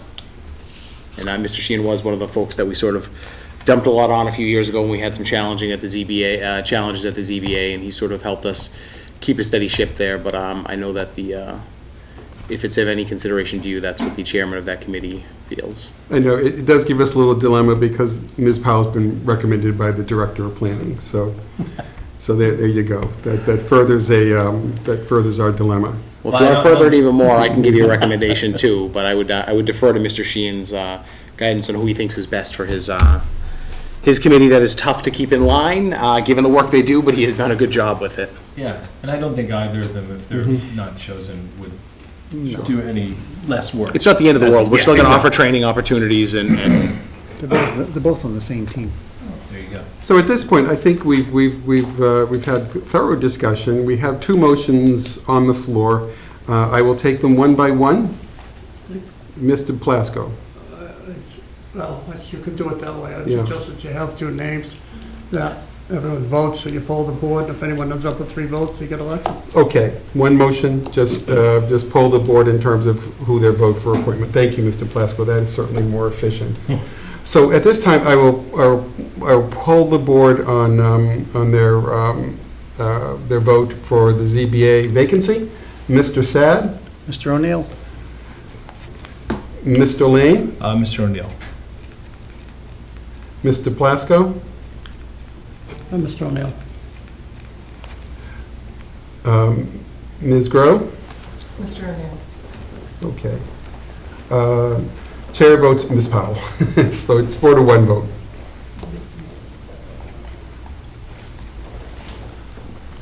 All right. Tony, will you make sure that the ZBA board is notified and so forth? yes, sir, we will take care of it.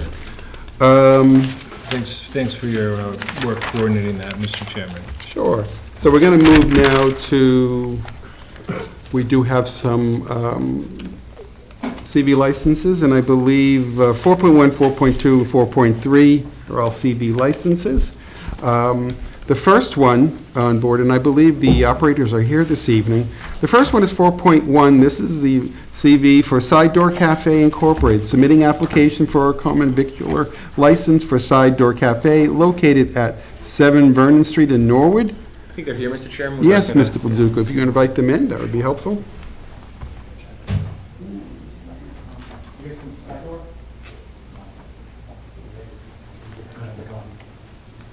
Very excited to get so far. Have a seat. Good evening. How are you? All right.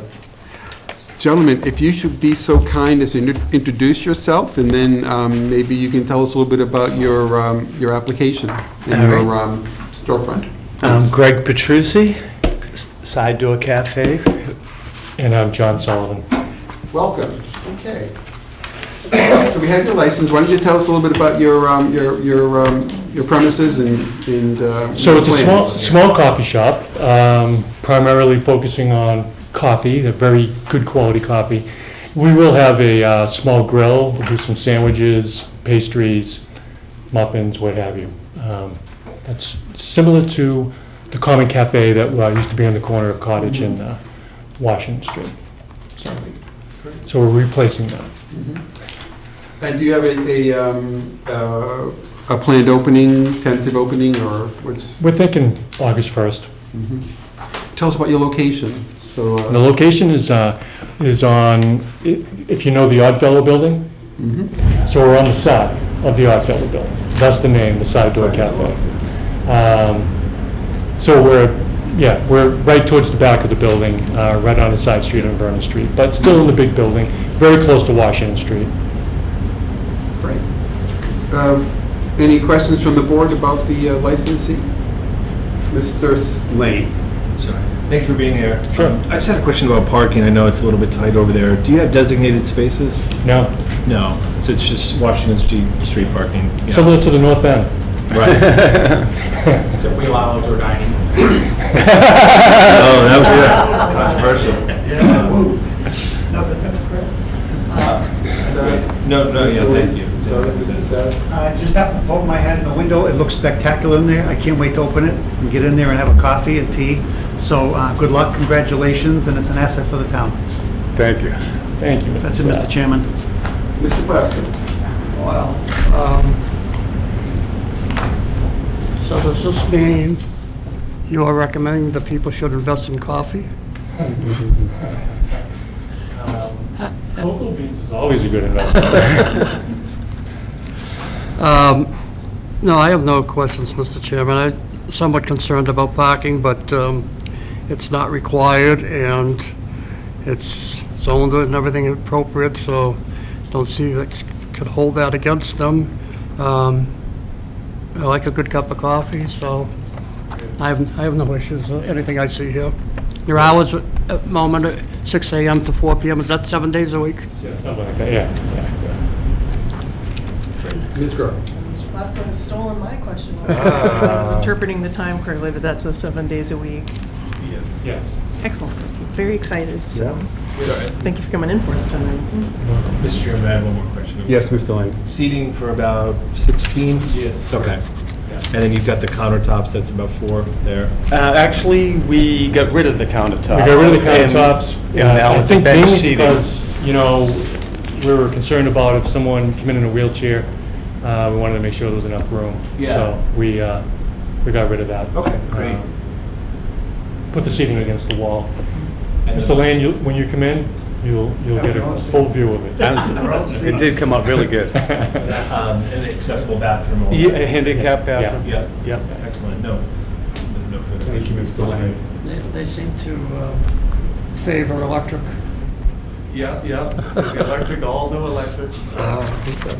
What was the building used for before? It's office. My office. Office, okay. So I moved upstairs into the main building. Up in the world, Yep.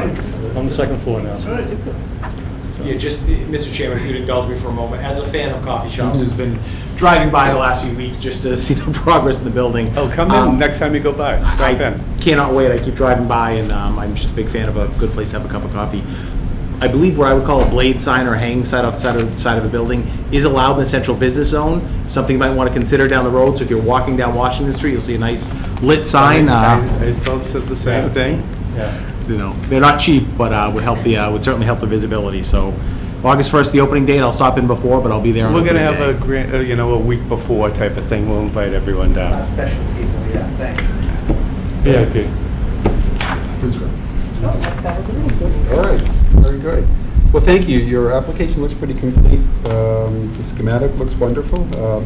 You'll make Mr. Mizuko's day by having another option for coffee locally. So all is good. The pleasure of the board.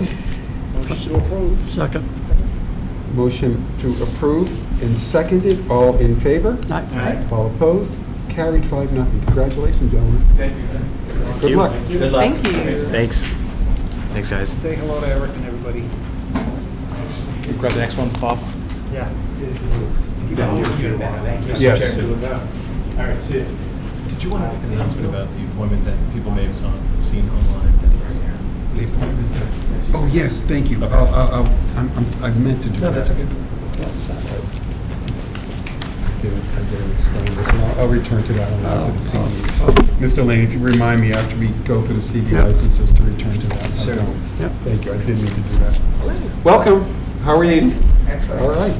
So you're here for CV license for a taste from Brazil for you. So why don't you introduce yourselves and tell us a little more about your venue? My name is Ivaldo Vieira. I own Brasil For You. For Brasil For You is in the town of Stoughton for 25 years. I have another location now in Taunton, and now I try to move here, and I work in a restaurant business all my life. Before I owned Brasil For You, I worked for Bertucci's for 25 years. And the reason I try to come here because I have a lot of customers coming to Stoughton location. And now the tax go to Stoughton. And I don't think that's right. I have so many people coming from Norwood to my town. So I say, and also I go create around 45 employees from Norwood. And my story is about fresh food and clean. Every time you come to the store have to be perfect and clean. Karina is my district manager. She's responsible for that. The priority for us is clean and the foods be fresh every single day. Bakery, fresh meats, vegetables, and barbecue. All the food is cooked every day, about 2 or 3 times a day.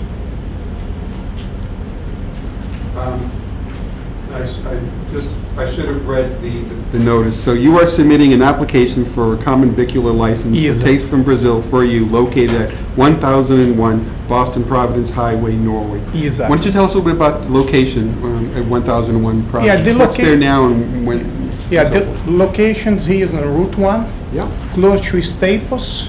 Have a lot of park space. And I have about, I think, 12,000 square. I think it's 12, but 11 to 12,000 square there. I'll open up for questions from the board. So start with Ms. Groh. Do you have some questions? Go right ahead. And if I remember right, your location used to be the Saab Market, is that correct? Yes. Okay, so I'm very familiar with that area, and that's great. And looking through everything, it seems really great. I actually don't have a lot of extra questions, so really appreciate you coming in, though. And I'm excited because you're not that far from me, so. Ms. Groh could walk there. Yeah. I'll move to my right. Mr. Plasko, do you have any comments, questions for the applicant? No, I think I certainly know the site. And you're basically going to be a market, and the restaurant, if you will, is within the market. Exactly, lunches, hamburger, cheeseburger, all fresh lunches. And also salads, things like that, and bakery. Fresh rolls, cakes. Breakfast. Breakfast and lunch. Yeah. Dinner. Yeah, we'll be open 6 in the morning to 9 p.m. 9 p.m. Long day. Yes. 7 days a week. And you're going to specialize in what? Also, today is a mix, so the big thing there is food, the people love fresh food, especially here in Route 1. I have, before I come here, I talk to all these vendors here, and so many people don't have a lot of time to go out for lunch. So I create a little dinner, plate. So that's cheap, and I can deliver, for all these people here in Route 1 special, So that's a little mix, I do also and corners, and time you come to pay, you can pay your bills there, electric bills, you know, I know here that's the town bill, but so Comcast, things like that. You can send money to all over the world. You know, you want to send money to Italy, to Brazil, to other countries, you can do this there too. Thank you. Mr. Lynn, any questions, comments? No, I don't think so at the moment. I'm just trying to sort of picture where this is. So this is, there's Right next to Roll Pizza. okay on the inside, but Staples. yeah, but sort of behind the Staples. Yes. Okay, it's the 1947 is still there, right? Yes. All right, I was just confused because I think that one of the drawings didn't. This is more, he mentioned Staples, but this is more in line with Ocean State. Yeah. And that's an angel food, no? I believe it's angel food. Yeah, I mean, yeah, just I'm maybe thinking in terms of trucks, deliveries, things like that. You know, that's not going to be an issue in terms of Now I have a low truck in the back. in the back. Everything is in the back, which I would assume. Great. Yeah, no questions. Mr. Seth. I want to congratulate you and thank you. You're like on Shark Tank, the American Dream. That's a big place down there. I used to go there frequently to get sight dunes and sat there and all the stuff in the Mediterranean from Saabs. But good luck. I can't wait to go in there and keep it up. Yeah, before I come here 40 years ago, 19 years old. I started working in Bertucci with a dishwasher. I don't have a chance to go to school for education, things like that, you know. My kids work with me now. I have 2 boys and I adopt 3 other kids. And all 4 work with me, so. And I like to say thank you guys too, you know, to let the immigrants be here, you know, and maybe in my country don't have this dream coming through, you know, and America is my country now, you know, and I go do everything to appreciate here in Norwood, everything I can do for the town, you know. I don't come here, that's for the business. I love to help the town. I am a pastor too, you know. I like to help other people, you know. Hospitals, things like that, you know. Okay? Who are you rooting for in the soccer when it gets to Brazil versus America? Let's be careful. He's going to come back next week and tell us. Yeah, that's the difficult part. Don't answer. But for be honest, you, United States, you know why? Brazil win 5 times already. That's right. Let us Spread the wealth. Yeah. Thank you. Congratulations. Thank you. All right. Any questions I have already been addressed, so at this time, what is the pleasure of the board? Ms. Grove motions to approve, seconded by Mr. Lane. All in favor? Aye. All opposed? Carried 5-0. Congratulations. Thank you. All right. Good luck. Good luck now. Thank you. Thank you. Have a good night. Good night to you too. Thank you for coming in. Sorry for the wait.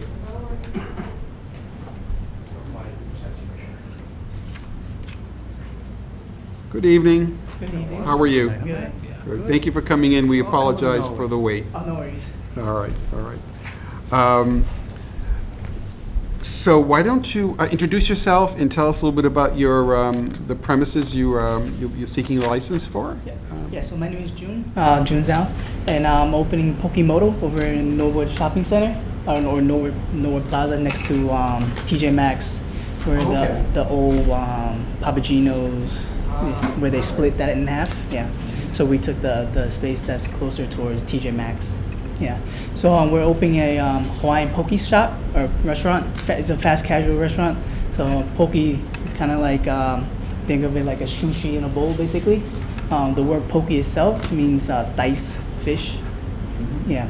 So basically, it's kind of like a Chipotle kind of style, where you come in, you choose your own base, either a rice base, a sushi rice base, or a brown rice base, or a salad base, and then you get your proteins like the raw tuna, raw salmons, or cooked chicken, shrimp, and tofu, and then you choose your mix-ins, your sauces, we mix them together, and then put it on top of your base, and then you top it off with like different crunches and vegetables on top.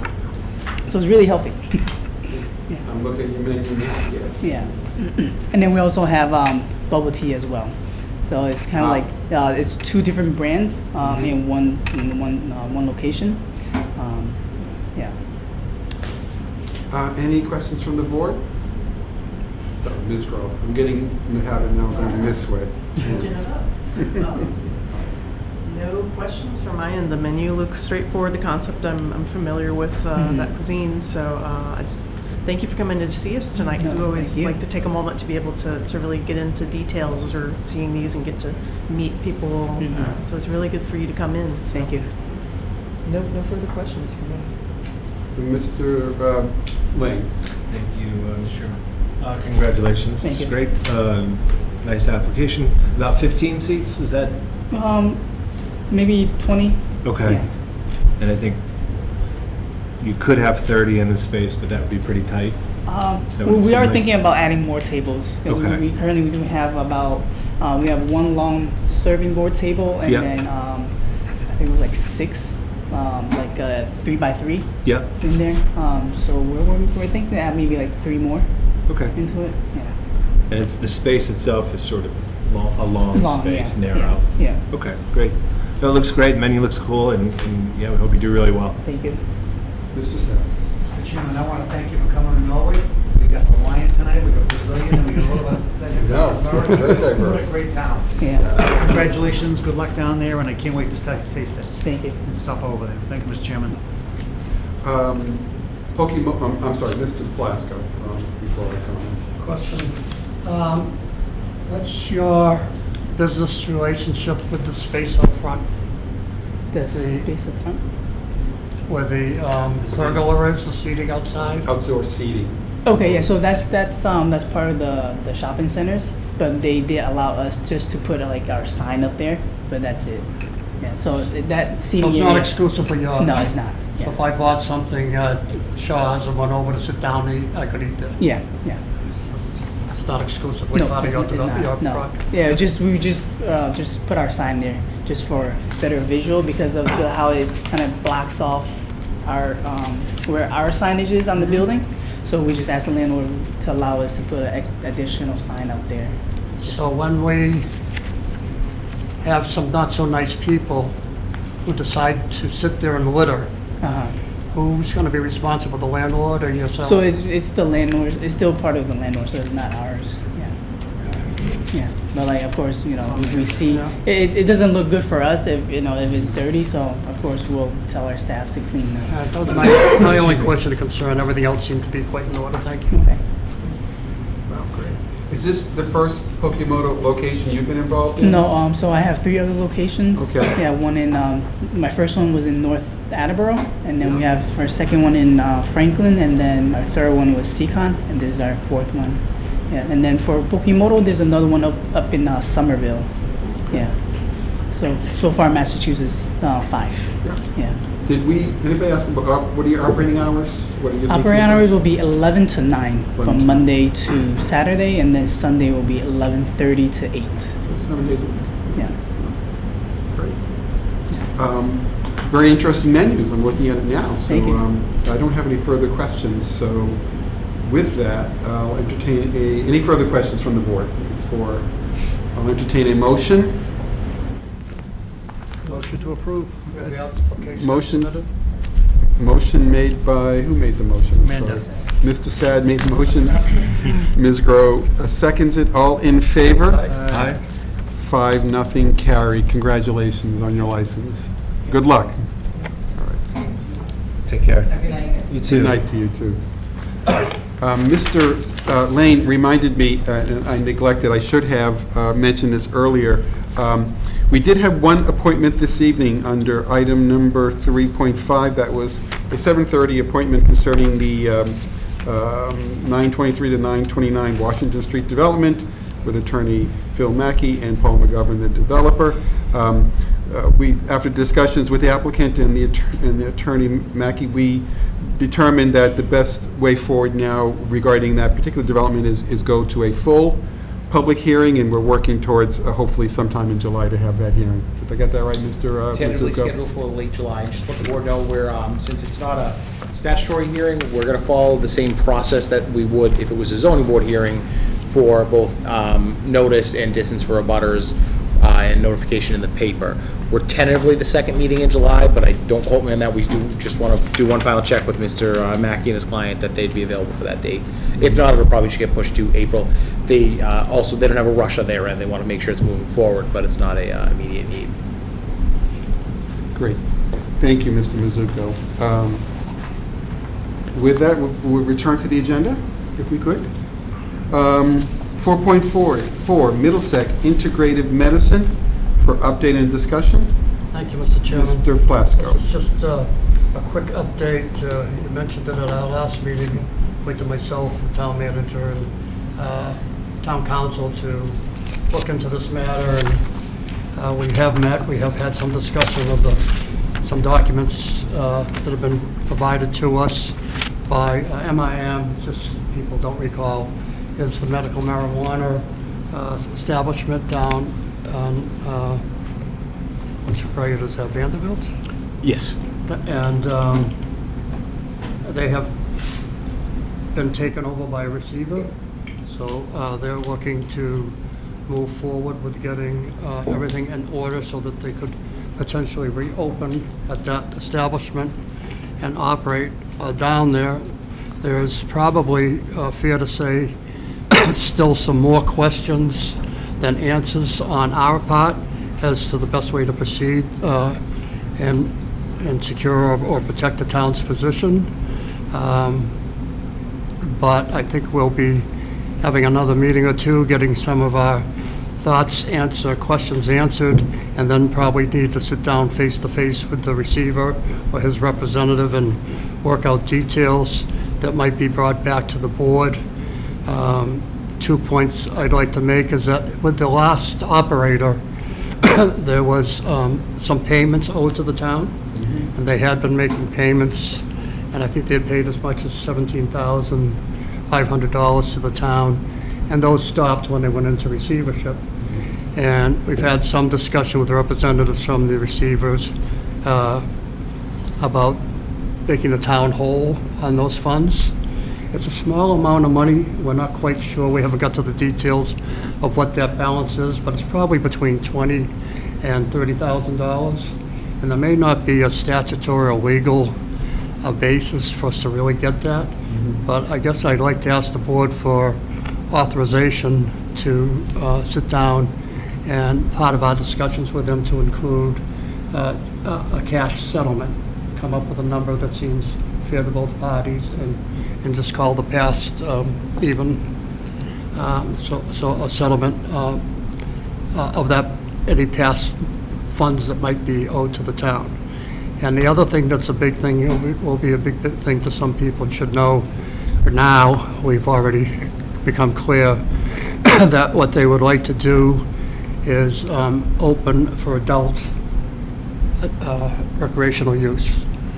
And while we have, you might say, well, how are you going to do that in the town of Norwood? Because we have bylaws, which is one of the things we're trying to straighten out, that we have bylaws that say no sales other than medical. We have zoning that only allows medical. But if you go back through the laws, which have changed several times since they were first enacted, but even if you go back to the original laws, there was a little caveat that if a medical establishment, which was approved, which we had approved, gave an host agreement to and everything, and then the state had approved in 2016, if they were licensed by the state prior to, I think it's July of 2017, we can't prevent them from doing adult marijuana if they want to convert. So that'll be part of our discussions, but just wanted people to know that if they go forward with reopening, that may be the case. And we might have to change the bylaws. We might, by council, still looking into all that to recommend to us. So I just wanted to put that out there at the moment, and I guess ask for authorization to try to negotiate on the back funds to the town with no promises that has anything to do with future approvals or anything else, just a no strings attached, except payment for past funds to the town. So why don't we take both those items one one by one motion and maybe the other one for discussion. So I'll entertain a motion per Mr. Plasko's suggestion of authorizing him to negotiate with MIM for a cash settlement. So moved. Mr. Lane makes the motion, seconded by Ms. Grow. All in favor? All opposed? Good luck. Is he going to negotiate, you go by yourself, Bill?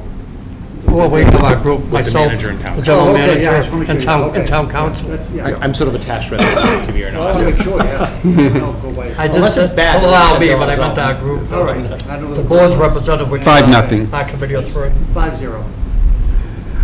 And the second one is the, to Mr. Plasko's description of the change in the laws. Any discussion on that? Is it worth our while to maybe have Mr. DeLuca here to just explain to us the Yeah, that would various... be our plan, as we go forward and as it develops, we have some more answers to some of the questions we have, to come in and have him come in case there's any legal questions, and be able to lay it out and answer any of those questions the board might have. Yeah, just to sort of frame it, I mean, the challenge we face is, on the one hand, the town said no to recreational marijuana, but it appears that the law is going to allow a singular recreational marijuana place to open. We're not 100% there yet, but the early look is that it will be. We should definitely have town council come in at a future meeting and explain to the board exactly how and why that happened, why that's allowed in the state. And then, as Mr. Plasko said, we're in a bit of an awkward position where there's some regulatory discretion that towns have regarding recreational marijuana. We're not sure how we put those together because the rules in Norwood are that we don't allow it. So I don't know how we have a general bylaw for how to handle something we don't allow, but those will get worked out in That's what council will time. explain once we have the full Yeah. answers. Have a hint of how they'll go, but we want to make sure it's right before we say it. Okay. I'm sure Mr. Mizuko will make the arrangements for a future meeting. Mr. Plasko, do you have something more? Oh. Ms. Grow. Yes, it is a blind spot. I just want to make sure I'm understanding up to this point sort of where we landed. It's not, what we think we have is that there's a possible sort of ex post facto situation where the state has this sort of clause, but then we also want to make sure it's not a case of they could do this, but then only if the local approves, and then in our case, our bylaws are saying, yeah, but we don't do that, and that, so it's kind of So the initial look is that gray. the initial look is they can do that. They could end up being wrong, but town council's preliminary look and the review that we've done, they are allowed to convert to recreational use of marijuana. The challenge there is some of the discretion. Once that happens, there's some discretion, like towns can decide on delivery or not delivery, as an example. We just haven't worked with town council long enough to know what the mechanism is, because we don't make rules for things we just don't allow. And then the challenge is, you could otherwise say, well, that should just be part of the host community agreement, but the state changed the law. You don't really get to negotiate much in the host community agreements anymore. So there's just complicated. And like I said a minute ago, I guess I'm going against my own statement. Don't want to say too much until we do have council go over more. But initially, it appears that if this goes forward and they are allowed to open and open as a recreational marijuana establishment, they would probably be the only ones. We haven't seen anything else in the law that affects our bylaws that restrict it, or the zoning that restricts it from other areas. So they would be the only one. Not like we're opening the Pandora's box. 4 more are going to come to town. Correct. That was kind of my question, Mr. Chairman.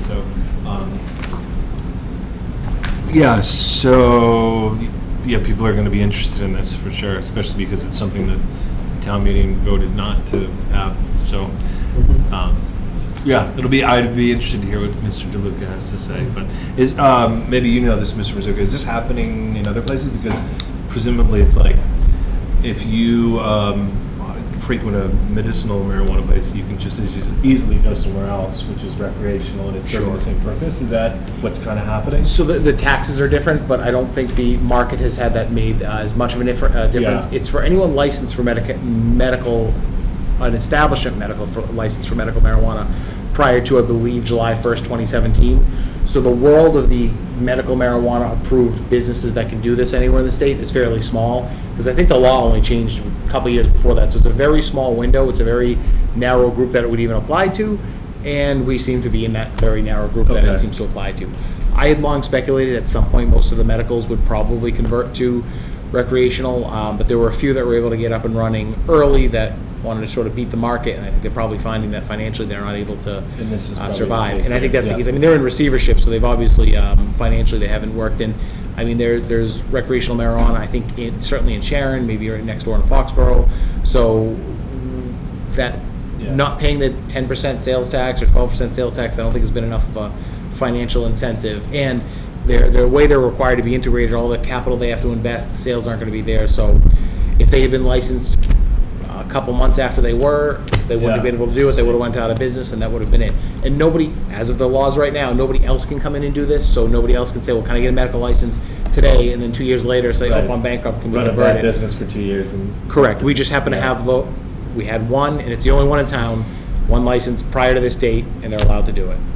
And now we've got to figure out how to regulate things we don't allow. We did put in, when we negotiated with them, our first host agreement with them, the last paragraph in the agreement, we put in trying to protect that they couldn't do this by saying that they would not, at least not without the board's permission. But that seems to be a contractual thing, again, in conflict with the law, and that agreement is expired. So question about whether there's any legal standing behind that anyhow at this point. Yes, Ms. Grubb. Thank you, Mr. Plasko. One last question. In terms of the settlement aspect of this, is there a prescribed usage for those funds? This is where I take my Impact Norwood hat and go, like, ooh, unfortunately, it's any way to Victor? all general fund revenue, and any future impact fees from the host community agreement, or if we were to adopt a local option sales tax, which we can do, unfortunately, it has to be all general fund. You'd have to do something separate to the budgetary process. Great. They could make donations that they're not restricted from doing, but we can't in any way require that they, a wink and an eye that you're going to do this in the future. There'd be no enforcement behind that. So if they did, they could say for the schools for this, or they could identify it as any 4453A donation. But short of that, we wouldn't have any authority to do that.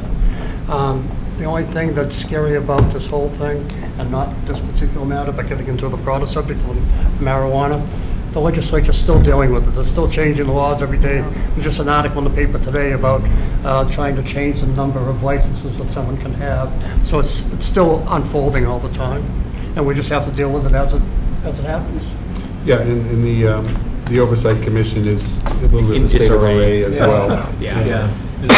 Just the last thing I was thinking of too, I'd be interested to hear sort of what this means in terms of signage, because I like that there's not a big sign on Route 1 that is advertising this, because, not saying it's bad or good, but you drive south, you go to, you cross the border in Rhode Island, it's like every 15 feet. That becomes that's one of the kind of questions we'd like to know the answers to, because we have controls over the medical.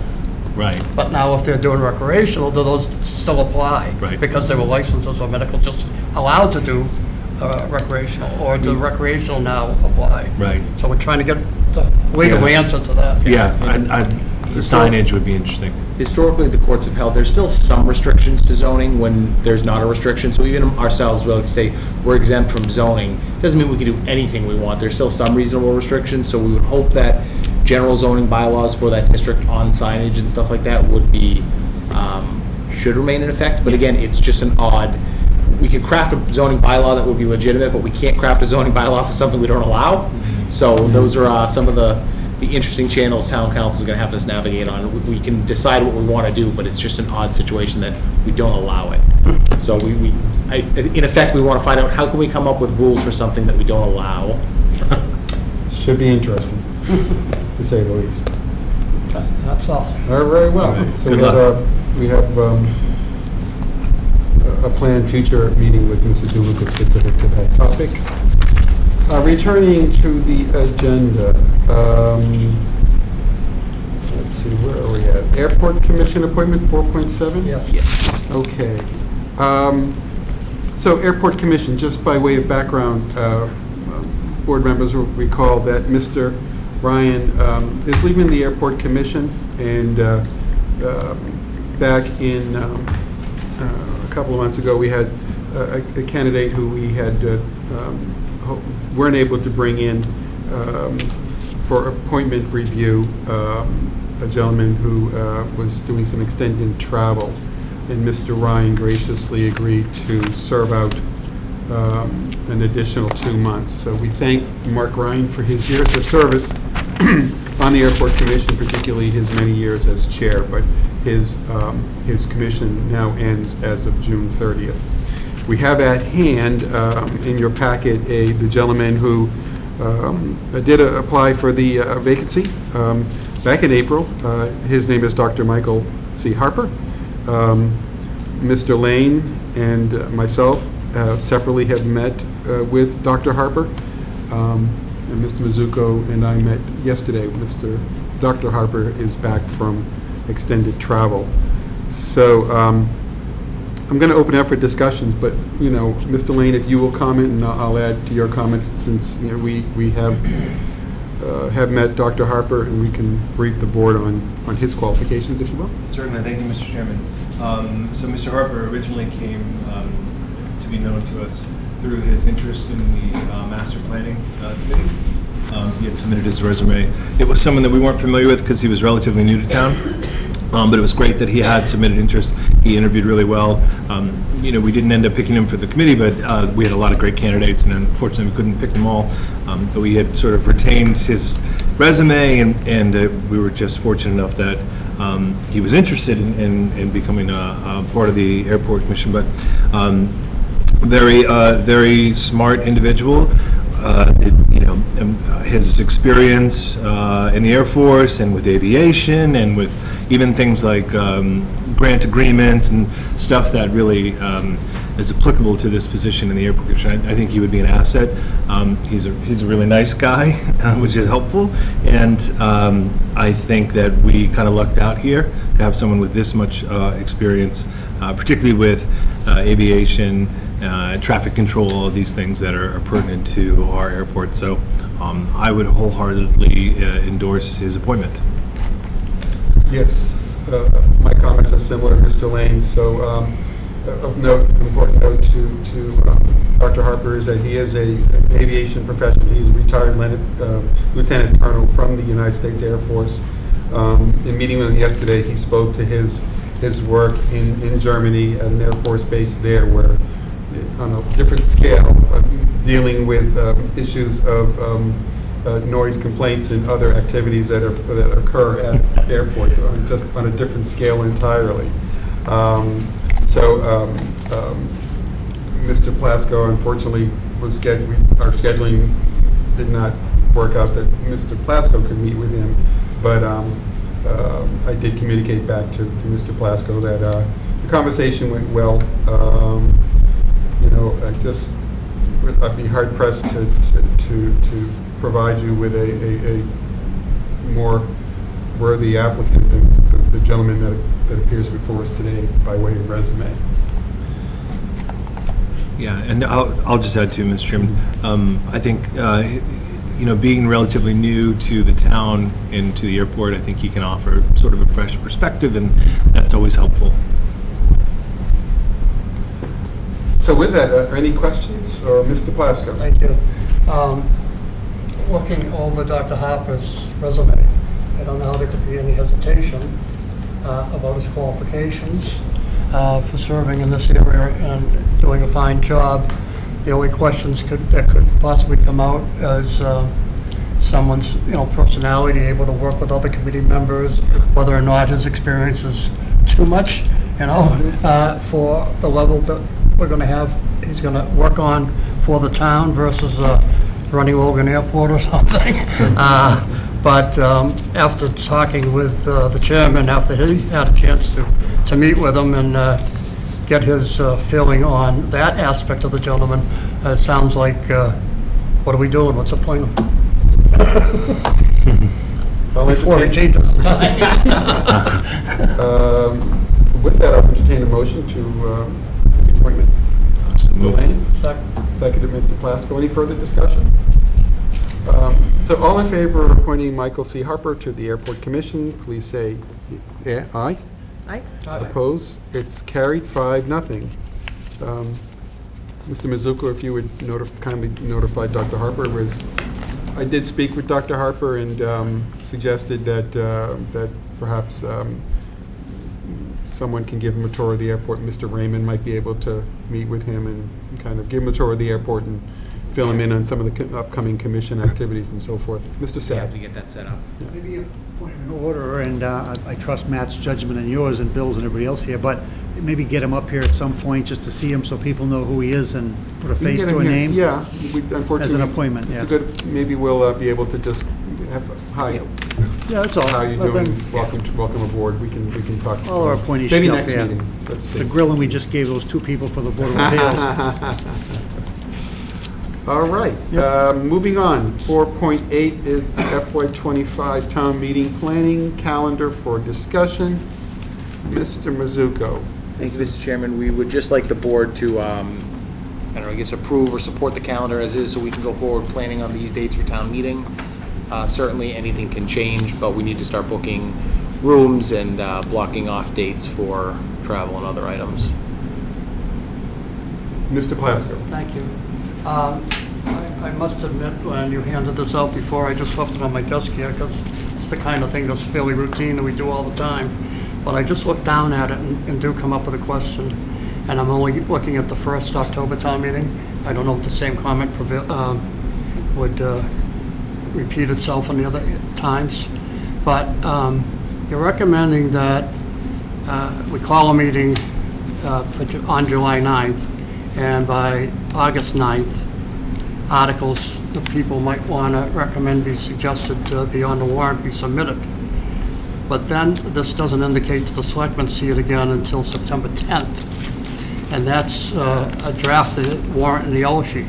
We have to first approve them to even go in the warrant. Just because they submitted them doesn't mean we're going to approve them. We should be seeing it sometime before that. I mean, we can try to get it to you ahead of time. It's still draft. I believe you still have I time. know I'm getting technical, but there could be reasons we want to say no to something. Sure. And in this case, we're not seeing it. We'll make sure that the board has a chance to decide what goes on the warrant and what doesn't. Usually the night that you approve the final warrant, you're able to say, listen, we don't like the manager's Yeah, I article hate to do that at the X. last minute, though, when you've got everything already worked on your yellow sheet and everything else. If that's really stands out, that there's a reason to do that. So one Sooner of the the better is. Yeah, one of the meetings we did this prior year, we were able to get the board an early list of what we thought was going to be on there and sort of an initial, like, any issues with this, we think it's coming up. I mean, as an example, I can tell you right now, the list has the local option marijuana tax because that's the first town meeting we'd be able to do it. We can get you that list early as long as the board understands that things may not have been vetted. There are things that are out there. It might be that I know we have a Verizon easement out there. We can keep a running list with that understanding. Part of the vetting with us, whether we agree it should go forward or not. It's my like comment.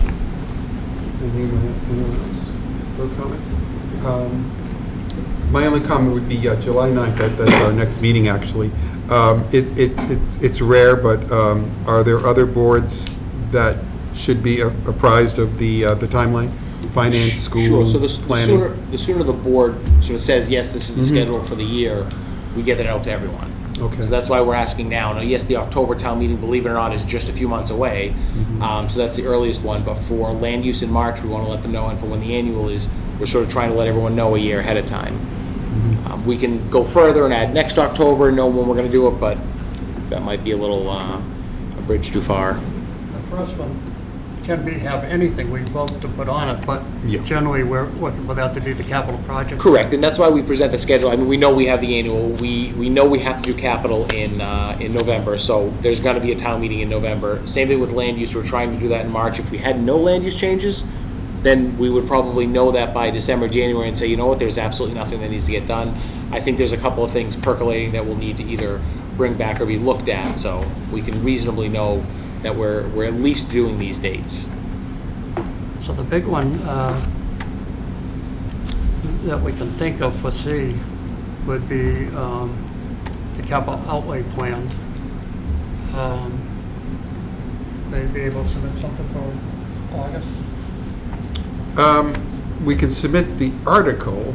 I don't believe judging from past capital outlay, the vote of capital outlay would not be done by August. my guess is it wouldn't be, but then again, we do have a capital outlay plan that it's a little leaner than it has been in the past years, but normally, no. But you're just asking for the article due for submission in August. The specifics come later. Correct. And then July 9th is simply a vote to schedule the October town meeting. But that gets back to what I brought up. So for August 9th, we need an article, then you're going to get specifics. But the board and whatever article it is, whether it's the capital outlay or not, should be able to see the specifics before September 10th. Yeah. And that's getting really late. Yeah. That is true. So tentatively, Mr. Mizuka and I have talked about convening capital outlay for a meeting in July. Again, outlay is a leaner plan, at least projection, than it has been in the past. And I think that perhaps the month of August, we might be able to get through our work for capital outlay in time for a September review of the draft warrant and yellow sheet. I think that's doable. I think we try it, and legally, technically, it doesn't go forward until we sign the warrant anyhow, so we can always Correct. We need to just always adjust if it's really necessary. We need to have people make sure they're clearing their schedules and booking rooms at the high school and et cetera to get ahead of time. And as you know, the information sessions, even booking the rooms for those, getting those planned, making sure staff are clearing their schedules well ahead of time. We're working around land use schedules and everything else. That's why we sort of get the schedule out there early, knowing it's always a tight timeline, but it lets us make sure we take care of all the different bookings and arranging other meetings around town meeting. And presumably the Vernon Street project would be on one of those nights. I believe November, assuming it's been vetted properly. Right. All right. Any other discussion? All right, Mr. Mizuko, you have your direction. Thank you. Item 4.9, Norwood High School Environmental Youth Coalition tree donation for acceptance by the board. Motion to approve. Motion to approve under provisions of Mass General Law, Chapter 44, Section 53A, correct? Yes. Correcting myself. 4450. This is an actual tree? It's not funds? This is the tree or the funds? They're buying 4 of them. Are they giving the cash or are they buying? Usually we prefer that they actually give the cash and DPW buys the trees. But people like to feel like they're donating a tree. So, DPW facilities prepared with the High School Environmental Youth Coalition to remove and replace 4 Kwanzaa cherry trees in front of the high school. All right, it's a donation amount of $570 to go towards the purchase. Again, there's a reference to to accept it under the provisions of Mass General Law, Chapter 44, Section 53A. Is that the technical language we need for a motion? Yes. All right. All right, then with that, do I have a second on that motion? All in favor? Aye. All opposed? Carried, 5-0. Thank you.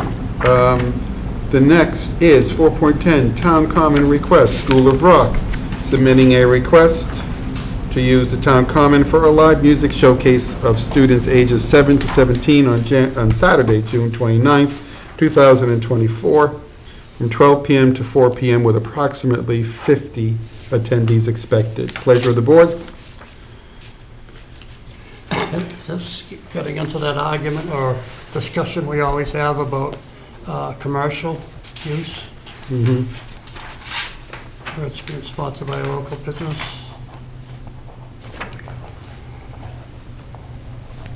They tend to do a lot of these, this particular business. I don't think they're selling you anything. It's just they have students and their students are performing.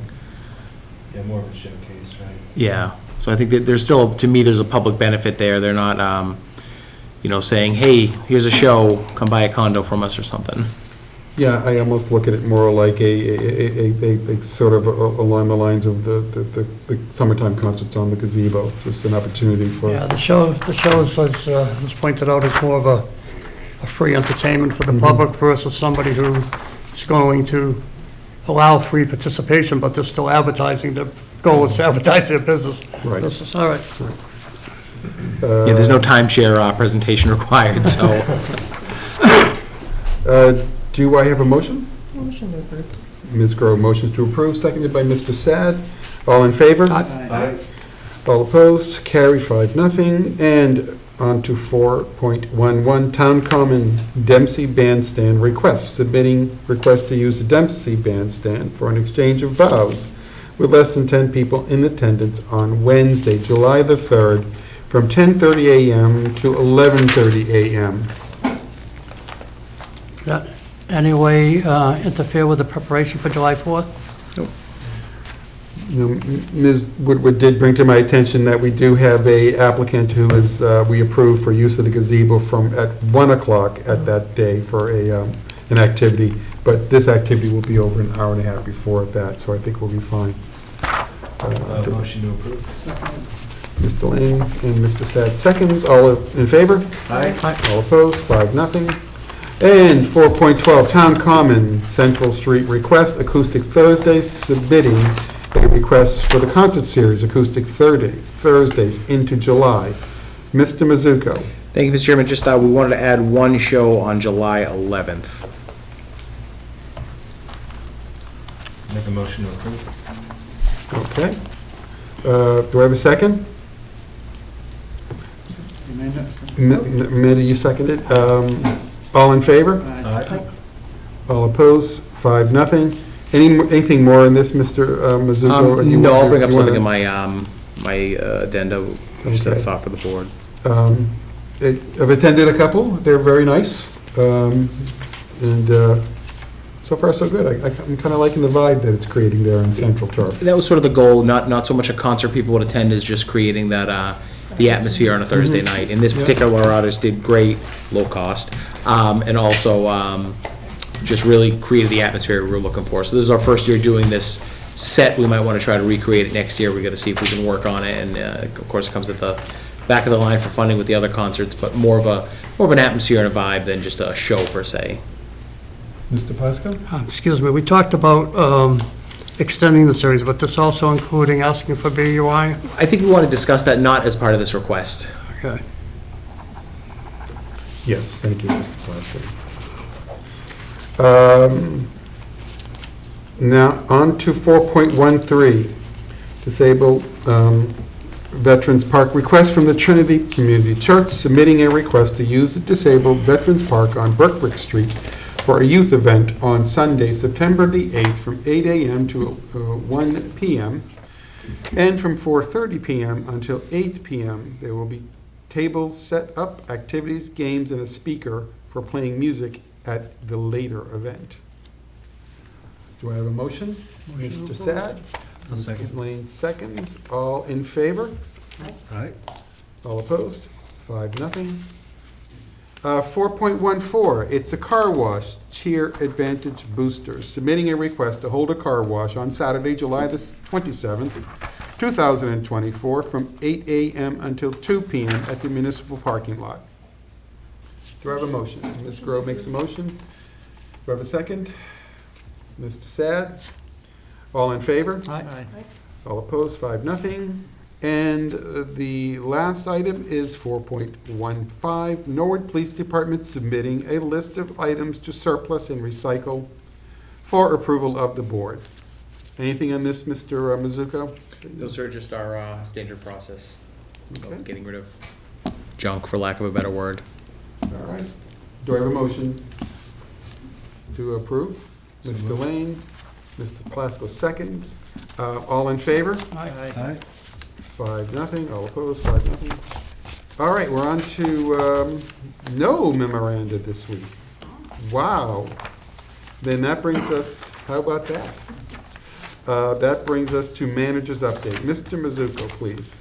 Thank you, Mr. Chairman. Just a couple of things. First of all, thanks to the committee that put on Chief Brooks's retirement party last week. I think it went off really well. I happened to meet with the chief, or I guess I should say former chief, the day after, and he was very happy with it. So Olga and Helen Abdullah helped with that quite a bit. Mike Rosen and Cindy Keady from the chief's office, so thank you to them. Carrie McCarthy, our phenomenal senior center director, did just receive a $25,000 grant through the state for to be used towards costs for drivers associated with our senior medical transport program, which is good because we continue to see really unprecedented demand with that. And unfortunately, as the fallout from the continued closure of Norwood Hospital continues. We're seeing doctors' offices move further and further out, which is stretching our already thin resources to get folks to their appointments when needed. That being said, we're updating an evaluation we did of that program, I think just 2 years ago, to look at where it is in terms of cost and usability, and it's looking like our costs have roughly remained flat. I mean, we've grown the program, but our sort of cost per ride, but the comparison out there to ride shares has gone up 20-30% compared to where it was a few years ago when we pulled numbers. So it's looking like it's still very cost effective and very much needed, with the need only growing. So we're going to continue to, we'll probably have that ready in a few months for everyone to take a look at. New school superintendent starts next week. I have met with him twice, met with his, the finance team, met with his, the assistant superintendent for finance and operations this morning. So we sort of indoctrinated him into our weekly finance team meetings. So looking forward to Superintendent Luff joining us, and Sean Mannion, I believe, is the name of the who will be the new school business manager, both starting fairly soon. So hopefully that goes well and works out for us. Demo starts soon at Hawes Pool. The fence is going up probably in 2 days. Today's Tuesday. Fence is going up in 2 days, and then you're going to start seeing the flurry of activity begin from there. And earlier I had mentioned, if not really for full discussion tonight certainly, but 2 items related to liquor licensing and liquor use. One, would the board be interested in looking at whether for certain events we would ever allow them to be BYOB. Some places that have outdoor areas or outdoor shows or something allow it. We would probably have it be limited to shows on the common where we don't have, like the Sunday night concerts. The acoustic series is more, as we said, of a vibe than a show, but something to consider down the road if we'd want to do that. And then related to formal liquor licenses, we do continue to get inquiries from restaurants saying they'd like to open, but they're struggling to find a liquor license. Is there something in particular for the board to think about, again, not necessarily for now, but about how we would like to go gauging that interest level, and if we'd want to submit for, to see if we can get additional liquor licenses? And that's all I have. I don't personally think we can consider applying for general license increases without clearly documenting A, B, and C have applied but couldn't even be entertained, not just say we get inquiries, because you go into the state, that's not going to hold any water. We know in the past that they've had a position of being in favor of dedicated licenses like you wanted for the Norwood Theater or whatever, on Biblos to go, which we did from, at one point in time, from beer and wine to full liquor. That's licenses for that establishment, separate by the legislature. That doesn't mean tomorrow they won't change their policy, but that's been the past policy. So trying to do anything broader than that, we better really have some good documentation, or we're really wasting our time. And that's something I think we would want to talk around. What would we want that to be? A specialty venue like the Norwood Theater is different. Somebody that says, hey, I've got some capital, I want to open this type of restaurant in this general area. With that legislative process taking 8 to 10 to 12 months, it just makes opening a restaurant difficult. I mean, you don't rush to open a restaurant, but it's, well, wait 12 months to see if you can get it. You have a site, you may want to build a site, it's challenging.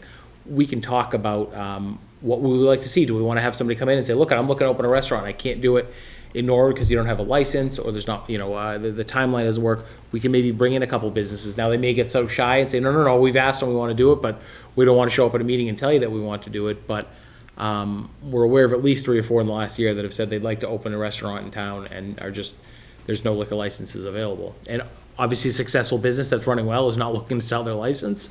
So that creates its own challenge. And as you know, we still have one on appeal that has been on appeal at the ABCC for close to a year at this point, which is a little ridiculous, but nothing we can control. And that may, in of itself, may provide a little bit of a barrier to asking for additional licenses, because they could come back and say, do you have one available? Well, available, and it's pending litigation, so it's not available, but be that as it may. That's all I have, Mr. Chairman. Okay. Mr. Sad. I was just going to ask the manager about the pool, because I did get a lot of phone calls over the last heat wave, so he's answered that, and hopefully it'll be fast-moving swiftly for the people of our community to, and the busing. Are they going to start having a busing down there? We saw no interest in it. Okay. we can still look into it, but Yeah. there just didn't seem to be any interest in actually folks using a bus to get from point. We talked about, we can bus people from where Hawes is to Father Max, but Yeah, they're not gonna go on a bus. Next thing, I'm not sure, and this is real serious because it happened close to my heart in the last couple of days, but we've got to get Governor Haley to answer our calls about that. There's rumors about a big corporation looking at the hospital, and not for a hospital. We've got to get the governor on board and some other people saying what's going on, and if they have to just at least answer us with a letter. Mr. Sad, if I could, I don't know that speculation on that and hearing rumors about things like that is helpful to spread, because I don't think that's accurate. There's construction going on right now as MPT is trying to sell it for a hospital. To try to turn that into something else, the regulatory zoning and planning that somebody would have to go through, and then this company, MPT, would have to be willing to take an enormous loss to be willing to do it. I mean, if that's the case, the town would just eminent domain the property and offer it to hotel. So I just, unless somebody's willing to put that in writing, that they know that, business A is looking to go in there, it's not zoned for it, it's not permitted for it. I mean, that would be years and years of attempting to undo zoning and attempting to undo planning. It just, I don't want to say it can't happen, because we never thought the hospital happened, but I think it's candidly, I think it's idle speculation. No, but I think my contention is the Governor Haley should at least answer the notes that you people have sent off. And, we need to know what's going on with that hospital. If the state gave them 50 million, 65 million, or 100 million, and they used it somewhere else, that's a serious issue. Mm-hmm. And I've talked, and I'll get to Amanda Grow in a minute, but I talked to John Rogers about it. He knows there's 65 million, but the governor's not even calling him on it now. The governor has called him. Oh, she has? So anyways, we can talk about that in a moment. Okay. But go ahead, Amanda. And on the thing that we had raised in a Yep. prior meeting, I had been doing some looking on my end, and I have a couple more calls to make with like Department of Health.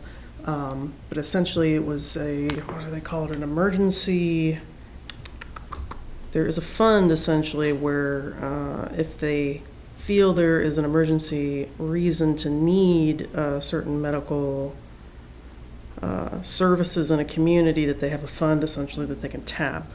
And so I'm looking because I see the hearings and the documentation about the fact that they were chosen for that, but I don't see whether or not they were actually given the actual funds, like if that actually got distributed. So that's my next step now, is talking to a few folks and figuring out if they had, what were the restrictions on the usage, et cetera, et cetera. So I'm gonna see what I can find out. And I'll contact Representative Rogers again, but a brief conversation with him is that there has been some contact with the governor's office, and the governor, if I recall the conversation, I'll get clarification on it, was that the governor's office has not been approached by a major corporate player in regards to Norwood at this point in time. But let me talk to Representative Rogers and see if there's a more information that he can provide us. Yeah, that'd be good. And one more thing. Chief Brooks, if we could set up a little fund for a swing set for his yard and put it in there. It was a great event. We'd buy it. The guy's going to say no. He's not going to allow it to happen. It was a great event. Good job for everybody that was involved with that. That's it, Mr. Chairman. Thank you, Mr. Stead. Mr. Lane. Thank you, Mr. Chairman. Nothing further. Just want to wish everyone a happy 4th of July coming up, and successful activities in the town of Norwood. I unfortunately will be out of town, so I will miss the parade, but I'm sure it's going to go great. That is all. Thank you, Mr. Lane. Mr. Plasko. I don't know, I think he's going someplace that has fireworks, I don't know. Nothing to think of, thank you. I too am going to miss the 4th of July festivities, but just a reminder, it's coming up, 5:30 is the parade, there's the road race before that, and 2 p.m. there is the Frederick Douglass reading at the Old Parish, and at 2:30, our Carillon, or Mr. Lee Leach is performing in the Carillon at 2:30 on the 4th of July, so it's a big day in Norwood. Ms. Grow. Thank you, Mr. Chair. And on that note of the 2 p.m. Reading that will be happening at the Old Parish, this is the traditional activity that we've had the last few years. I believe it's provided due to a grant that they've been successfully getting from the Cultural Council to do a reading of Frederick Douglass's works. And so they're actually looking for a few more readers. So if you're at home and you have some time around that 2 p.m. time window on the 4th, do reach out to Norwood Old Parish norwood@gmail.com. Just send your first and last name and let them know that you're willing to read. What they'll do is they'll send you back a little paragraph, and then we all get together and everyone takes a paragraph and does the public reading, and it's a really nice event. You get to stroll through the old parish and see many of the different veterans and all the different people that contributed to both revolution and also to abolition in the Norwood community. So really encourage folks to come out for that. And other than that, that's it from me tonight. Thank you, Ms. Grove. And to build on that a little bit, and it's a lot of people are volunteered to do the reading, and you don't read the whole speech. You're given a paragraph or two, so it's not too taxing on one's reading ability. And I remember when I read a couple years ago, I was fortunate enough to meet Patty Fanning in the old parish. She gave us a great tour. It really is a special place, so it's another activity of the 4th of July that hopefully people will take advantage of. I just want to thank Girl Scout Troop 70654 for the nice letter they sent to me. This is a troop that has volunteered to do some litter cleanup. They sent me some pictures here, and they sent me a nice note regarding their work over the last several weeks, picking up cigarette butts and other litter up and along the Main Street area. They actually have a series of recommendations and solutions, and I'm just going to pass this along to Mr. Mizuko, because it might be something the Board of Health might want to take a look at, particularly the areas of town that are adjacent or very close to some of the outdoor dining. So remind me to give this to you, Mr. Mizuko. If the board wants to see it, I'll pass it along, actually. I'll start to the left, and then we'll move along. Great. And we have, it appears that we may have enough agenda items, Mr. Mizuko, for a light department meeting. I don't know if there's enough for a one separate at the light department, or. We'll take a look. There's a few things there, and we'll kind of balance it with the summer schedule. Yeah, I think we should just take a look at what he's proposing and make an evaluation as to whether or not what he's proposing can be done in session here. Thank you. I've appointed, there is a task force, we referenced this a little earlier, there's a task force, a member of FinCom, a member of the CPC, Community Preservation Committee, and a member of the Board of Selectmen, meeting to kind of like review the necessary information documentation regarding the CPC project at Vernon Street, the Veterans Housing. I've asked Mr. Lane to serve with the member of the FinCom and the member of the CPC in kind of getting that all the I's dotted and the T's crossed for consideration in November, assuming that Caritas is doing that. So I think that Mr. Lane's participation on CPC, I think he'll serve as a fine rep for that, and hopefully will. Thank you for the stipend that comes with it. Appreciate it. And for the board members, so Mr. Lane and I had a discussion regarding manager's performance review, and tomorrow, I'm hoping tomorrow it's going to be hot.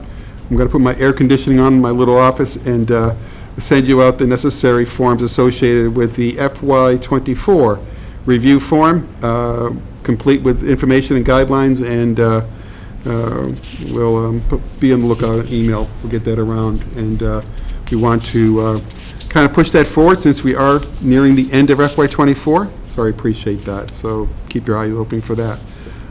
Other than that, I don't have anything else. So we do have one more agenda item. That is an item for executive session. So we're going to take a vote to go into executive session, and we will return to open session only for the purposes of adjournment. So at this point, item 8, executive session, purpose 3, to discuss strategy with respect to collective bargaining or litigation if an open meeting may have a detrimental effect on the bargaining or litigating position of the public body and chair so declares. The item is collective bargaining with ASME. May I have a motion to go into executive session? So moved. Do I have a second? Mr. Sad seconds.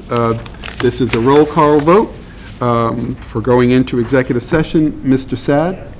Mr. Lane? Yes. Mr. Plasko? Ms. Grow? Yes. Chair votes yes, it's 5-0 vote. Good night, folks, and we won't have a meeting before the 4th of July, so please enjoy the summer holiday in July. Thank you very much.